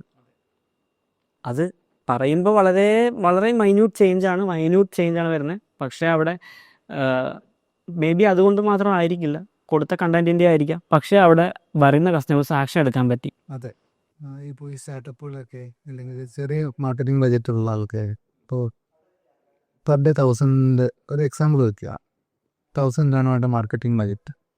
അപ്പോൾ അവയർനെസ്സിൽ എത്ര സ്പെൻഡ് ചെയ്യണം, ലീഡിൽ എത്ര സ്പെൻഡ് ചെയ്യണം, അതൊരു ഇവിടെ ഞാൻ അത് പറയാം, 2 തരത്തിലായിരിക്കും നമ്മൾ സ്പ്ലിറ്റപ്പ് ചെയ്യുക. കാരണം അവർക്ക് ഓൾറെഡി ഫണ്ട് പാക്കേജ് ഉണ്ട്. ചെറിയ സ്റ്റാർട്ടപ്പ് എന്ന രീതിയിൽ നോക്കുമ്പോൾ നമുക്ക് വേണമെന്നുണ്ടെങ്കിൽ ഒരു 80-20 എന്ന രീതിയിൽ മാർക്ക് ചെയ്യാം. ഒരു 20% ബഡ്ജറ്റ് അവയർനെസ്സിനും റീമാർക്കറ്റിങ്ങിനും കൂടെ സ്പെൻഡ് ചെയ്യുക. 80% ബഡ്ജറ്റ് ലീഡ് അല്ലെങ്കിൽ ഒരു സെയിൽസ് ആസ്പെക്റ്റ് ചെയ്യുക. 20% ബഡ്ജറ്റ് കൊണ്ട് തന്നെ നമുക്ക് ചിലപ്പോൾ 80% സ്പെൻഡ് ചെയ്യുന്നതിനൊക്കെ കൂടുതൽ റീഇംപ്രഷൻസ് കിട്ടാൻ സാധ്യതയുണ്ട്. കാരണം എപ്പോഴും ഈ ഒരു അവയർനെസ് ക്യാമ്പയിൻസിൻ്റെ ഒരു ഇത് കുറവാണ്, കോസ്റ്റ് ഭയങ്കര കുറവാണ്. സോ നമുക്ക് കുറച്ചുകൂടെ റീച്ച് കൂടുതൽ കിട്ടാൻ സാധ്യതയുണ്ട് ഈ ഒരു അവയർനെസ് ക്യാമ്പയിൻ. പിന്നെ വേറൊരു കാര്യം മനസ്സിലാക്കേണ്ടത്, നമ്മൾ ഈ ഓഡിയൻസ് നമ്മളുടെ ബ്രാൻഡിനെ പറ്റി അറിയിക്കാൻ വേണ്ടി മാത്രമല്ല നമ്മൾ അവയർനെസ് ക്യാമ്പയിൻ റൺ ചെയ്യുന്നത്. അതിൻ്റെ മറ്റൊരു പർപ്പസ് കൂടെ ഉണ്ട്. അത് ഈ കറക്റ്റ് ഓഡിയൻസിനെ നമുക്ക് ഫൈൻഡ് ചെയ്യാൻ വേണ്ടി കൂടെയാണ്. ഓക്കെ, അപ്പോൾ നമ്മൾ ഈ 20% ബഡ്ജറ്റ് അതിലേക്ക് ഇടുമ്പോൾ ഇത് നേരെ പോയി ചെല്ലുന്ന കസ്റ്റമേഴ്സിൽ ഒരു വീഡിയോസാണ്, ഒരു നല്ല ഫിൽറ്റേഡ് ആയിട്ടുള്ള വീഡിയോ ആണെന്ന് കരുതാം. ഒരു എക്സാമ്പിൾ പറയുകയാണെന്നുണ്ടെങ്കിൽ ഇപ്പോൾ UK പഠിക്കാൻ ആഗ്രഹിക്കുന്ന ഒരാളെ, സ്റ്റഡി അബ്രോഡ് ഇൻ UK ആണെന്നുണ്ടെങ്കിൽ നമുക്ക് എല്ലാവരും കണ്ട് മടുത്തിട്ടുള്ളൊരു വീഡിയോ ഉണ്ട്. അതായത് UK പഠിക്കാൻ ആഗ്രഹിക്കുന്നവരാണോ നിങ്ങൾ എന്നൊന്ന് സ്റ്റാർട്ട് ചെയ്യുന്ന വീഡിയോ. ഈ ടൈപ്പ് വീഡിയോ അവയർനെസ്സിൽ ഇടുന്നതാണ് നല്ലത്. കാരണം എന്തുകൊണ്ടാണെന്ന് വെച്ച് കഴിഞ്ഞാൽ കറക്റ്റ് കസ്റ്റമേഴ്സിലേക്ക് ഈ വീഡിയോ റീച്ച് ചെയ്യും. സ്റ്റാർട്ടിങ്ങിൽ തന്നെ UK പഠിക്കുന്നതിനെ പറ്റി ഡിസ്കസ് ചെയ്യുന്നതുകൊണ്ട് തന്നെ UK പഠിക്കാൻ താല്പര്യമില്ലാത്ത ആൾക്കാരെല്ലാം അപ്പം തന്നെ സ്വൈപ്പ് ചെയ്യും. ബാക്കി ആൾക്കാരൊന്നും മുമ്പോട്ട് കാണൂല. അപ്പോൾ അവസാനം വരെ കാണുമ്പോൾ ഈ കസ്റ്റമർ താല്പര്യമുള്ള ഒരാളാണ്. ഇപ്പോൾ നമുക്കൊരു 50% മുകളിൽ കണ്ടിട്ടുള്ള ആൾക്കാരെ നമുക്ക് റീമാർക്കറ്റിംഗ് യൂസ് ചെയ്യാം. റീമാർക്കറ്റിംഗ് എവിടെ നമുക്ക് ലീഡ് ജനറേഷൻ ക്യാമ്പയിനിൽ യൂസ് ചെയ്യാം. അപ്പോൾ അവരിൽ നിന്ന് നമുക്ക് കൂടുതൽ റിസൾട്ട് എടുക്കാൻ പറ്റും. ഓക്കെ, അപ്പോൾ അങ്ങനെ നമ്മൾ 20 രൂപ സ്പെൻഡ് ചെയ്യുമ്പോൾ നിങ്ങളത് കംപ്ലീറ്റ്ലി അവയർനെസ്സിന് വേണ്ടി വേസ്റ്റാക്കി കളയാണെന്നുള്ള ചിന്ത മാറ്റിയിട്ട് നമുക്ക് ചിന്തിക്കാം, ഇത് ഈ ഒരു ഓഡിയൻസിനെ ഫൈൻഡ് ചെയ്ത് നമുക്ക് നമ്മുടെ ക്യാമ്പയിനിൽ യൂസ് ചെയ്യാൻ വേണ്ടിയിട്ട് കൂടെ ബെനിഫിഷ്യൽ ആയിരിക്കും. നമുക്ക് ഇപ്പോൾ ഈ റീമാർക്കറ്റിങ്ങിൻ്റെ കാര്യം പറയുമ്പോൾ പിക്സൽ എങ്ങനെ പ്രോപ്പറായിട്ട് ഇൻറ്റഗ്രേറ്റ് ചെയ്യണം? ഓക്കെ, പിക്സലിൽ ഒരുപാട് കാര്യമുണ്ട് ആക്ച്വലി. നമ്മളൊരു സെയിൽസ് ക്യാമ്പയിൻ ആണെങ്കിൽ അല്ലെങ്കിൽ ഒരു ഇ കൊമേഴ്സ് ആണെങ്കിൽ ഒരുപാട് കാര്യങ്ങൾ ചെയ്യാനുണ്ട് പിക്സലിൽ. കാരണം നമ്മളൊരു ജസ്റ്റ് ഒരു ഡേറ്റ ഒരു പേജ് വ്യൂ വെച്ചിട്ട് സെയിൽ എടുക്കുന്ന ഒരു പേജ് വ്യൂ വെച്ചിട്ട് ലീഡ് എടുക്കുന്നവരൊക്കെ ഞാൻ കണ്ടിട്ടുണ്ട്. അപ്പം അങ്ങനെ ചെയ്യാതെ ഇതിനൊരു കൃത്യമായിട്ടുള്ള ഡേറ്റ, അതായത് യൂസറിൻ്റെ ഹാഷ് ഇമെയിൽ അഡ്രസ്സ്, യൂസറിൻ്റെ ഡീറ്റെയിൽസ്, അവരുടെ IP അഡ്രസ്സ്, അവർ വന്നിട്ട് ചെയ്തിട്ടുള്ള ഇപ്പോൾ ഒരു ആക്ടിവിറ്റി വെബ്സൈറ്റിലാണ് വ്യൂ കാർട്ടാണെങ്കിൽ വ്യൂ കാർട്ട്, അല്ലെങ്കിൽ അങ്ങനെ സ്പെസിഫൈ ചെയ്ത് ആ ആക്ടിവിറ്റീസ് നമുക്ക് പിക്സലിലേക്ക് ട്രാക്ക് ചെയ്യണം. ഓക്കെ, ഇപ്പോൾ ഒരു ഷോപ്പിഫൈ ഇപ്പോൾ അല്ലെങ്കിൽ വേർഡ്പ്രസ് പോലുള്ള ടൂളുകളാണ് ഉപയോഗിക്കുന്നതെങ്കിൽ അവിടെ നമുക്ക് ഇത് ഇൻ്റഗ്രേറ്റ് ചെയ്യാനായിട്ട് വലിയ ബുദ്ധിമുട്ടില്ല. ജസ്റ്റ് കണക്ട് ചെയ്താൽ അല്ല, അവിടെ ഇത് കണക്ട് ചെയ്താൽ മാത്രം മതി. വേർഡ്പ്രസ്സിലും ഷോപ്പിഫൈയിലൊക്കെ അവിടെ നിന്ന് തന്നെ അത്യാവശ്യം ഡേറ്റ കിട്ടും. പക്ഷേ നമുക്കിത് അങ്ങനെ ഒരു കസ്റ്റം മെയ്ഡ് വെബ്സൈറ്റ് ഒക്കെ ആണെന്നുണ്ടെങ്കിൽ ഗൂഗിൾ ടാഗ് മാനേജർ വഴി ഈച്ച് ആൻഡ് എവരി ഡേറ്റ നമുക്ക് പിക്ക് ചെയ്ത് ഇതിലേക്ക് ഷെയർ ചെയ്ത് കൊടുക്കേണ്ടി വരും. ഓക്കെ, ആ ഡേറ്റ കണക്ട് ചെയ്താൽ മതി, എല്ലാ ഡേറ്റയും പാസ്സാവും. പക്ഷേ ഇനി നമുക്ക് എന്തെങ്കിലും അഡീഷണൽ പാരാമീറ്റേഴ്സ് വേണമെന്നുണ്ടെങ്കിൽ മാത്രം നമുക്ക് അഡീഷണലി സ്ക്രിപ്റ്റ് മുട്ടിടേണ്ടി വരും, ചെയ്യേണ്ടി വരും. അടുത്തത് നമ്മൾ ഈ ക്യാമ്പയിൻസ് ഒക്കെ പ്രോപ്പർലി ചെയ്ത് ഇത് റിസൾട്ട് ആണോ എന്നറിയാനുള്ള മെട്രിക്സ് എങ്ങനെയൊക്കെയാണ് ബിസിനസ് ഓണർ ട്രാക്ക് ചെയ്യേണ്ടത്, മാർക്കറ്ററും ട്രാക്ക് ചെയ്യേണ്ടത്? ഓക്കെ, അത് കുറേ മെട്രിക്സ് ഉണ്ടല്ലോ, FTR, CPC, സ്റ്റോപ്പ്. അപ്പോൾ എന്തൊക്കെ എങ്ങനെയാണ് പ്രോപ്പർലി ട്രാക്ക് ചെയ്യുന്നത്? ഓക്കെ, അതിൽ ആദ്യം നമ്മൾ നോക്കേണ്ട കാര്യം നമ്മുടെ ആഡ് എത്രത്തോളം ആൾക്കാരിലേക്ക് റീച്ച് ചെയ്തിട്ടുണ്ട്. അപ്പോൾ കോസ്റ്റ് പെർ റീച്ച് അല്ലെങ്കിൽ അത് കോസ്റ്റ് പെർ ഇംപ്രഷൻസ് നമുക്ക് നോക്കണം. കോസ്റ്റ് പെർ ഇംപ്രഷൻ നോക്കുമ്പോൾ നമുക്കറിയാം എത്രത്തോളം മാർക്കറ്റിൽ എന്തോരം, അതായത് നമ്മളുടെ ഓഡിയൻസിലേക്ക് പോകുന്നതിൽ എന്തോരം കോസ്റ്റ് വരുന്നുണ്ടെന്ന് നമുക്ക് മനസ്സിലാക്കാം. മെറ്റ എപ്പോഴും ചാർജ് ചെയ്യുന്നത് ഒരു ഇംപ്രഷൻ്റെ ബേസിലാണ് ചാർജ് കൊണ്ടുവരുന്നത്. ഒരു ലീഡ് കോസ്റ്റ് പെർ ലീഡ് കൂടിയെന്ന് പറയുമ്പോൾ അത് നമ്മൾ കൂട്ടുന്നതല്ല, മാർക്കറ്റിലെ ഡിമാൻഡ് അനുസരിച്ച് വേരി ചെയ്യും. അപ്പോൾ അതുകൊണ്ട് തന്നെ ഈ കോസ്റ്റ് പെർ CPM എന്ന് കാണുമ്പോൾ നിങ്ങൾ മനസ്സിലാക്കേണ്ടത് എത്ര 1000 പേരിലേക്ക് റീച്ച് ചെയ്യാൻ വേണ്ടി മെറ്റ എടുത്ത പൈസയാണ്. അപ്പോൾ അത് വേരി ചെയ്യാൻ കാരണം പല കാര്യങ്ങളാണ്. ഡിമാൻഡ് സപ്ലൈ അനുസരിച്ചിരിക്കും. അപ്പോൾ മാർക്കറ്റിൽ ഒരുപാട് ആൾക്കാർ അഡ്വർടൈസ്മെൻറ്റ് ചെയ്യാനുണ്ട്, എന്നാൽ കുറച്ച് ഓഡിയൻസ് ഉള്ളെങ്കിൽ അതിൻ്റെ റേറ്റ് കൂടും. അതുപോലെ ഓഡിയൻസ് കൂടുതലാണ്, നമ്മൾ എമൗണ്ട്, അതായത് കോമ്പറ്റീഷൻ കുറവാണെങ്കിൽ നമുക്ക് എമൗണ്ട് കുറയും. അപ്പോൾ അതനുസരിച്ച് CPM എന്ന് പറയുന്നത് വേരി ചെയ്യും. അപ്പോൾ അതനുസരിച്ചിട്ടായിരിക്കും നമുക്ക് ഇംപ്രഷൻസ് കിട്ടുക. ഇംപ്രഷൻസും റീച്ചും നോക്കിയൊന്ന് നമുക്ക് എത്ര പേര് കണ്ടു എന്ന് മനസ്സിലാക്കാം. ഇനി മനസ്സിലാക്കേണ്ടത് ഈ എത്ര പേര് ആഡ് കണ്ടതിൽ ഇംപ്രഷൻ റീച്ച് നമ്മുടെ ഡിഫറൻസ് ഒന്ന് ആദ്യം എല്ലാവരും മനസ്സിലാക്കണം. കാരണം ഇംപ്രഷൻ എന്ന് പറഞ്ഞാൽ എത്ര തവണ നമ്മുടെ ആഡ് ഡിസ്പ്ലേ ചെയ്തു എന്നാണ്. റീച്ച് എന്ന് പറയുന്നത് എത്ര ആൾക്കാരിലേക്ക് ക്യാമ്പയിൻസ് പോയി എന്നാണ്. അപ്പോൾ ഇംപ്രഷൻ ഡിവൈഡ് ബൈ റീച്ച് നോക്കുമ്പോഴാണ് നമുക്ക് ഫ്രീക്വൻസി കിട്ടുക. അതായത് ഒരാൾ എത്ര തവണ കണ്ടിട്ടുണ്ടെന്ന് നമുക്ക് മനസ്സിലാക്കാൻ പറ്റും. അത് നമുക്കൊരു യൂഷ്വലി വരുന്ന 1.3 ഒക്കെയാണ് വരുന്നത്. ഒരു 2-ന് മുകളിലോട്ട് അല്ലെങ്കിൽ 3-ന് മുകളിലോട്ടൊക്കെ പോകുകയാണെന്നുണ്ടെങ്കിൽ അത് 3 തവണ കണ്ടു എന്നർത്ഥം. ഒരാൾ അവിടെ ഉള്ള എല്ലാവരും 3 തവണ കണ്ടു എന്നർത്ഥം. അപ്പോൾ അങ്ങനെയൊക്കെ വരുമ്പോൾ നമ്മളൊന്ന് മോണിറ്റർ ചെയ്തിട്ട് അതിൻ്റെ ക്യാമ്പയിൻസിൽ അത് പുതിയ ആഡൊക്കെ ലൈവ് ചെയ്യേണ്ട സിറ്റുവേഷൻസ് ആണ്. അപ്പം ഒരു ലിമിറ്റ് കഴിയുമ്പോൾ മറ്റേ തന്നെ ഒരു ക്രിയേറ്റീവ് ഫറ്റീഗ് എന്നൊരു നോട്ടിഫിക്കേഷൻ തരും. അപ്പോൾ നമ്മുടെ ആഡ് പിന്നെയും കണ്ടുകൊണ്ടിരിക്കുന്നത് സെയിം ഓഡിയൻസ് ആണെന്നാണ്. അപ്പോൾ നമുക്കവിടെ പുതിയൊരു ആഡ് കൂടെ ആഡ് ചെയ്ത് കൊടുക്കാം. ആ ഉള്ള ആഡിൽ എഡിറ്റ് ചെയ്യാതെ പുതിയൊരു ആഡ് കൂടെ ക്രിയേറ്റ് ചെയ്ത് കൊടുക്കണം. പലരും ചെയ്തൊരു മിസ്റ്റേക്ക് ഇത് കാണുമ്പോൾ പോയിട്ട് ആ എറർ കിടക്കുന്നത് കൊണ്ട് അവിടെ ആ ആഡ് എഡിറ്റ് ചെയ്ത് വേറൊരു ഫോട്ടോ അല്ലെങ്കിൽ വേറൊരു വീഡിയോ ആഡ് ചെയ്ത് കൊടുക്കും. അങ്ങനെ ചെയ്യാതെ അതിൽ വേറൊരു ആഡ്, ഒരു സെപ്പറേറ്റ് ആഡായിട്ട് തന്നെ ക്രിയേറ്റ് ചെയ്തിട്ട് ആഡ് സെറ്റായിട്ടോ ആഡായിട്ടോ ക്രിയേറ്റ് ചെയ്താൽ മതി. ആഡായിട്ട് ക്രിയേറ്റ് ചെയ്ത് ലൈവ് ചെയ്യാം. അതാണ് ചെയ്യേണ്ടത് അങ്ങനെ ഫറ്റീഗ് വരികയാണെന്നുണ്ടെങ്കിൽ. പിന്നെ രണ്ടാമത്തെ ഒരു കാര്യം, പഴയ ക്യാമ്പയിൻ റൺ ആയിക്കൊണ്ട് അതെ, ഇല്ലെങ്കിൽ എന്താ സംഭവിക്കുക എന്ന് വെച്ചാൽ ലേണിംഗ് ബ്രേക്ക് സംഭവിക്കും. മനസ്സിലായി. അവിടെ വെച്ച് സ്റ്റോപ്പായിട്ട് വീണ്ടും ക്യാമ്പയിൻ ഒന്നും തുടങ്ങും. ഞാൻ പലരും കണ്ടുള്ള പ്രാക്ടീസ് ഞാൻ ഡ്യൂപ്ലിക്കേറ്റ് എടുത്തിട്ട് അടുത്തൊരു ക്യാമ്പയിൻ റൺ ചെയ്യുന്ന അടുത്തൊരു ക്യാമ്പയിൻ ലൈവ് ചെയ്യേണ്ട ആവശ്യമില്ല. സെയിം ക്യാമ്പയിൻ തന്നെ പുതിയൊരു ആഡായിട്ട് ലൈവ് ചെയ്താൽ മതി. കാരണം ആ ക്യാമ്പയിൻ എത്ര ലേണിംഗ് ഉണ്ട്, ആ ക്യാമ്പയിൻ എത്രയും പഠിച്ചിട്ടുണ്ട്. അപ്പം നമുക്ക് അതിനെ കണ്ടിന്യൂ ചെയ്ത് പോകുന്നതാണ് നല്ലത്. ഡ്യൂപ്ലിക്കേറ്റ് എടുത്താലും പുതിയ ഫ്രം ദ സ്ക്രാച്ചിൽ നിന്ന് ലേണായി വരികയും ചെയ്യുന്നത്. അപ്പോൾ അതൊന്ന് നോക്കേണ്ടി വരും. പിന്നെ രണ്ടാമത്തെ കാര്യം നമ്മൾ നോക്കേണ്ടത് ഈ റീച്ച് ഇംപ്രഷൻ മനസ്സിലായി കഴിഞ്ഞാൽ പിന്നെ നമുക്ക് മനസ്സിലായി ഫ്രീക്വൻസി മനസ്സിലായി.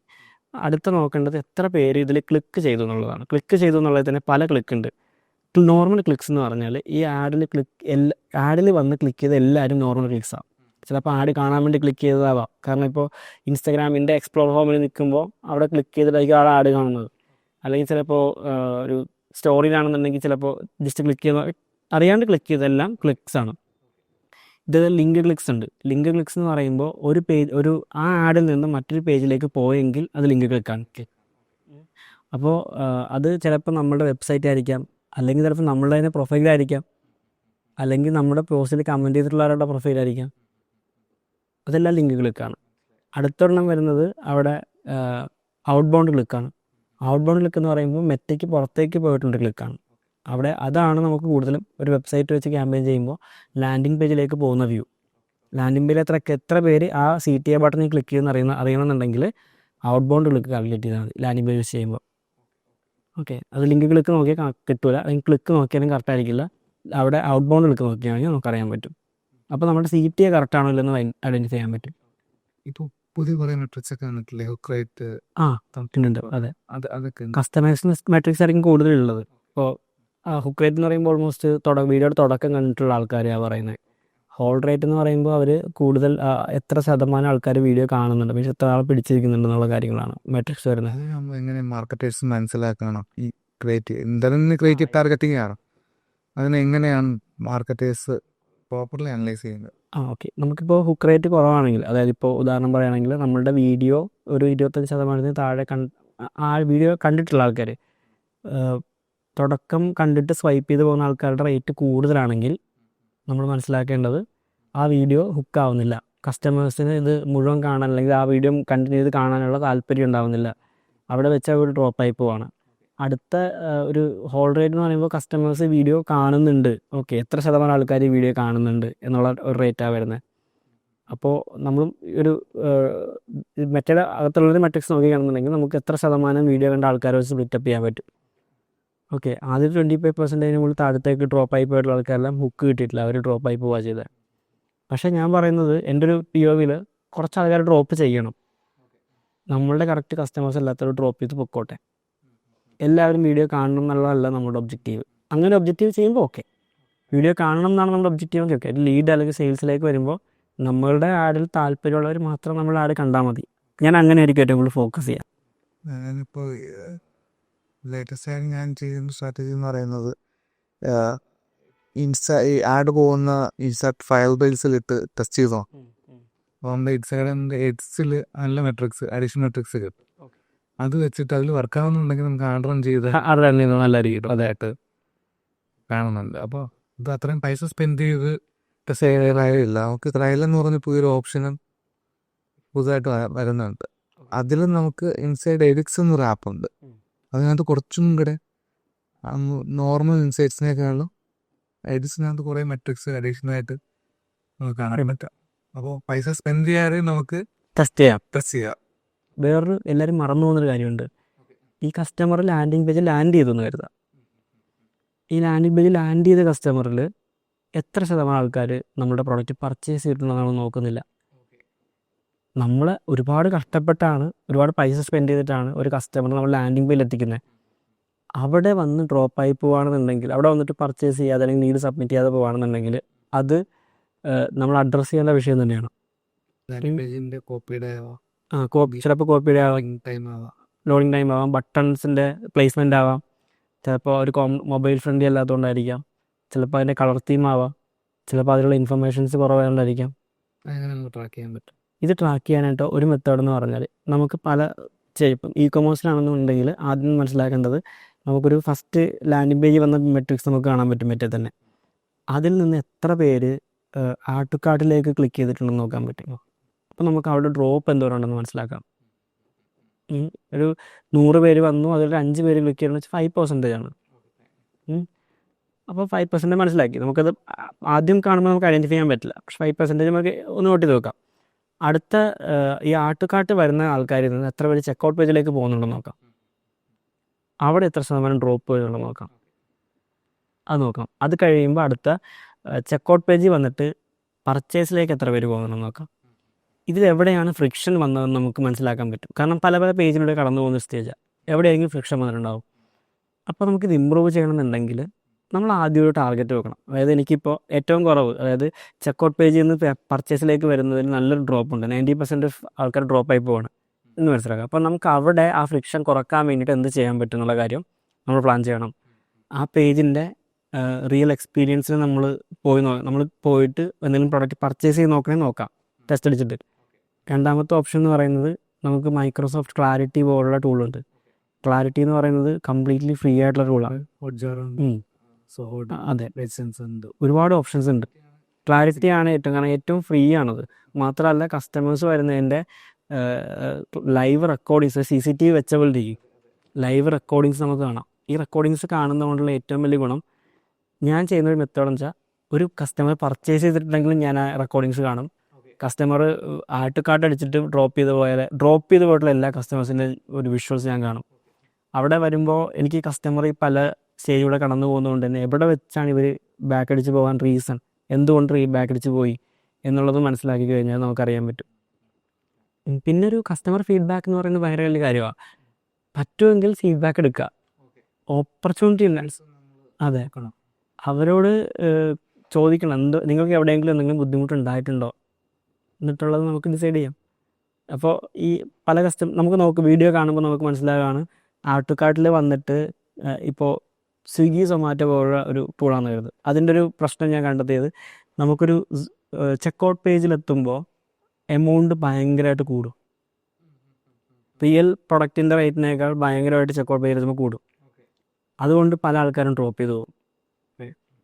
ഇതേ സമയത്ത് എനിക്ക് തോന്നുന്നു മീഷോ എന്നൊരു പ്ലാറ്റ്ഫോമില്ലേ, മീഷോ എന്ന പ്ലാറ്റ്ഫോമിൽ ഒരു ഓപ്ഷൻ ഉണ്ട്. ഇവർ റിയൽ പ്രൊഡക്റ്റിൻ്റെ റേറ്റ് ഈ ഒരു സ്ഥലത്തെത്തുമ്പോൾ, ചെക്കൗട്ട് പേജിൽ എത്തുമ്പോൾ കുറച്ച് കാണിക്കും. അതായത് പ്രൊഡക്റ്റിൻ്റെ റേറ്റ് എനിക്ക് കൂട്ടിയിട്ടിട്ടാണ് ചെയ്യുന്നതെന്ന് മനസ്സിലായിട്ടില്ല. അവിടുന്ന് കുറഞ്ഞ് ചെക്കൗട്ട് പേജിൽ എത്തുമ്പോൾ കുറയും, ആഡ് ടു കാർട്ട് പേജ് വരുമ്പോൾ കുറച്ച് കുറയും, അത് കഴിഞ്ഞ് ചെക്കൗട്ട് പേജ് എത്തുമ്പോൾ വീണ്ടും കുറയും. സൈക്കോളജിക്കലി മൂവ് ചെയ്ത് അപ്പോൾ ആ ഒരു സ്ഥലത്ത് എത്തുമ്പോൾ കസ്റ്റമറിന് പർച്ചേസ് ആക്ഷൻ എടുക്കാൻ തോന്നും. മനസ്സിലായി. അപ്പോൾ അങ്ങനെയൊക്കെ നമുക്ക് എന്താണോ കസ്റ്റമറിന് ഇവിടെ പ്രശ്നം. പിന്നെ ഞാൻ ചെയ്തൊരു കൂപ്പൺ കൊടുക്കാം കസ്റ്റമേഴ്സിന്. കൂപ്പൺ കൊടുത്താൽ ചിലർ അടിക്കാൻ മടിയാ. ഓട്ടോ അപ്ലൈ കൂപ്പൺ കൊടുത്തു കഴിഞ്ഞാൽ ബെറ്റർ ആയിരിക്കും. അതായത് ഇപ്പോൾ നമുക്ക് എല്ലാം ഫ്രീ ആയിട്ട് കൊടുക്കാൻ പറ്റില്ല. അതുകൊണ്ട് ഒരു ഫസ്റ്റ് ഓർഡറിന് ഫ്രീ ആയിട്ട് കൊടുക്കാൻ വേണ്ടി ഫസ്റ്റ് ഓർഡറിന് 10% ഓഫ് എന്നൊക്കെ പറഞ്ഞ് പലരും കൊടുക്കാറുണ്ട്. അപ്പം ആ 10% ഓഫ് കസ്റ്റമർ വരുമ്പോൾ ഓട്ടോമാറ്റിക് അപ്ലൈ ആയിട്ട് അവരെ കൊണ്ട് ആക്ഷൻ എടുപ്പിക്കുന്നതിന് ഓട്ടോ അപ്ലൈ ആയി കഴിഞ്ഞാൽ എന്തായാലും പർച്ചേസ് ചെയ്യും. അതെ, അവർ കാണുമ്പോൾ റേറ്റ് കുറഞ്ഞ് കാണും. ഇത്രയും മൈനസ് റേറ്റ് കാണുമ്പോൾ, ഞാൻ ഇത്രയ്ക്കല്ലോ, ഞാൻ 100 രൂപയ്ക്ക് ഓർഡർ ചെയ്യാൻ പോകുന്ന സാധനം എനിക്കിപ്പോൾ 90 രൂപയല്ലേ ഉള്ളൂ എന്ന് കാണുമ്പോൾ അവൻ ഓർഡർ ചെയ്യും. പക്ഷെ അവിടെ കൂപ്പൺ കൊടുക്കുമ്പോൾ ഡെലിവറി ചാർജ് കൂടെ ചേർത്തിട്ട് കുറക്കുമ്പം അത് നമുക്കൊരു കുറവ് ഫീൽ ചെയ്യണം. ഇല്ലാന്നുണ്ടെങ്കിൽ കസ്റ്റമർ ആക്ഷൻ എടുക്കില്ല. അപ്പം അങ്ങനെ ഡിസിഷൻസ്.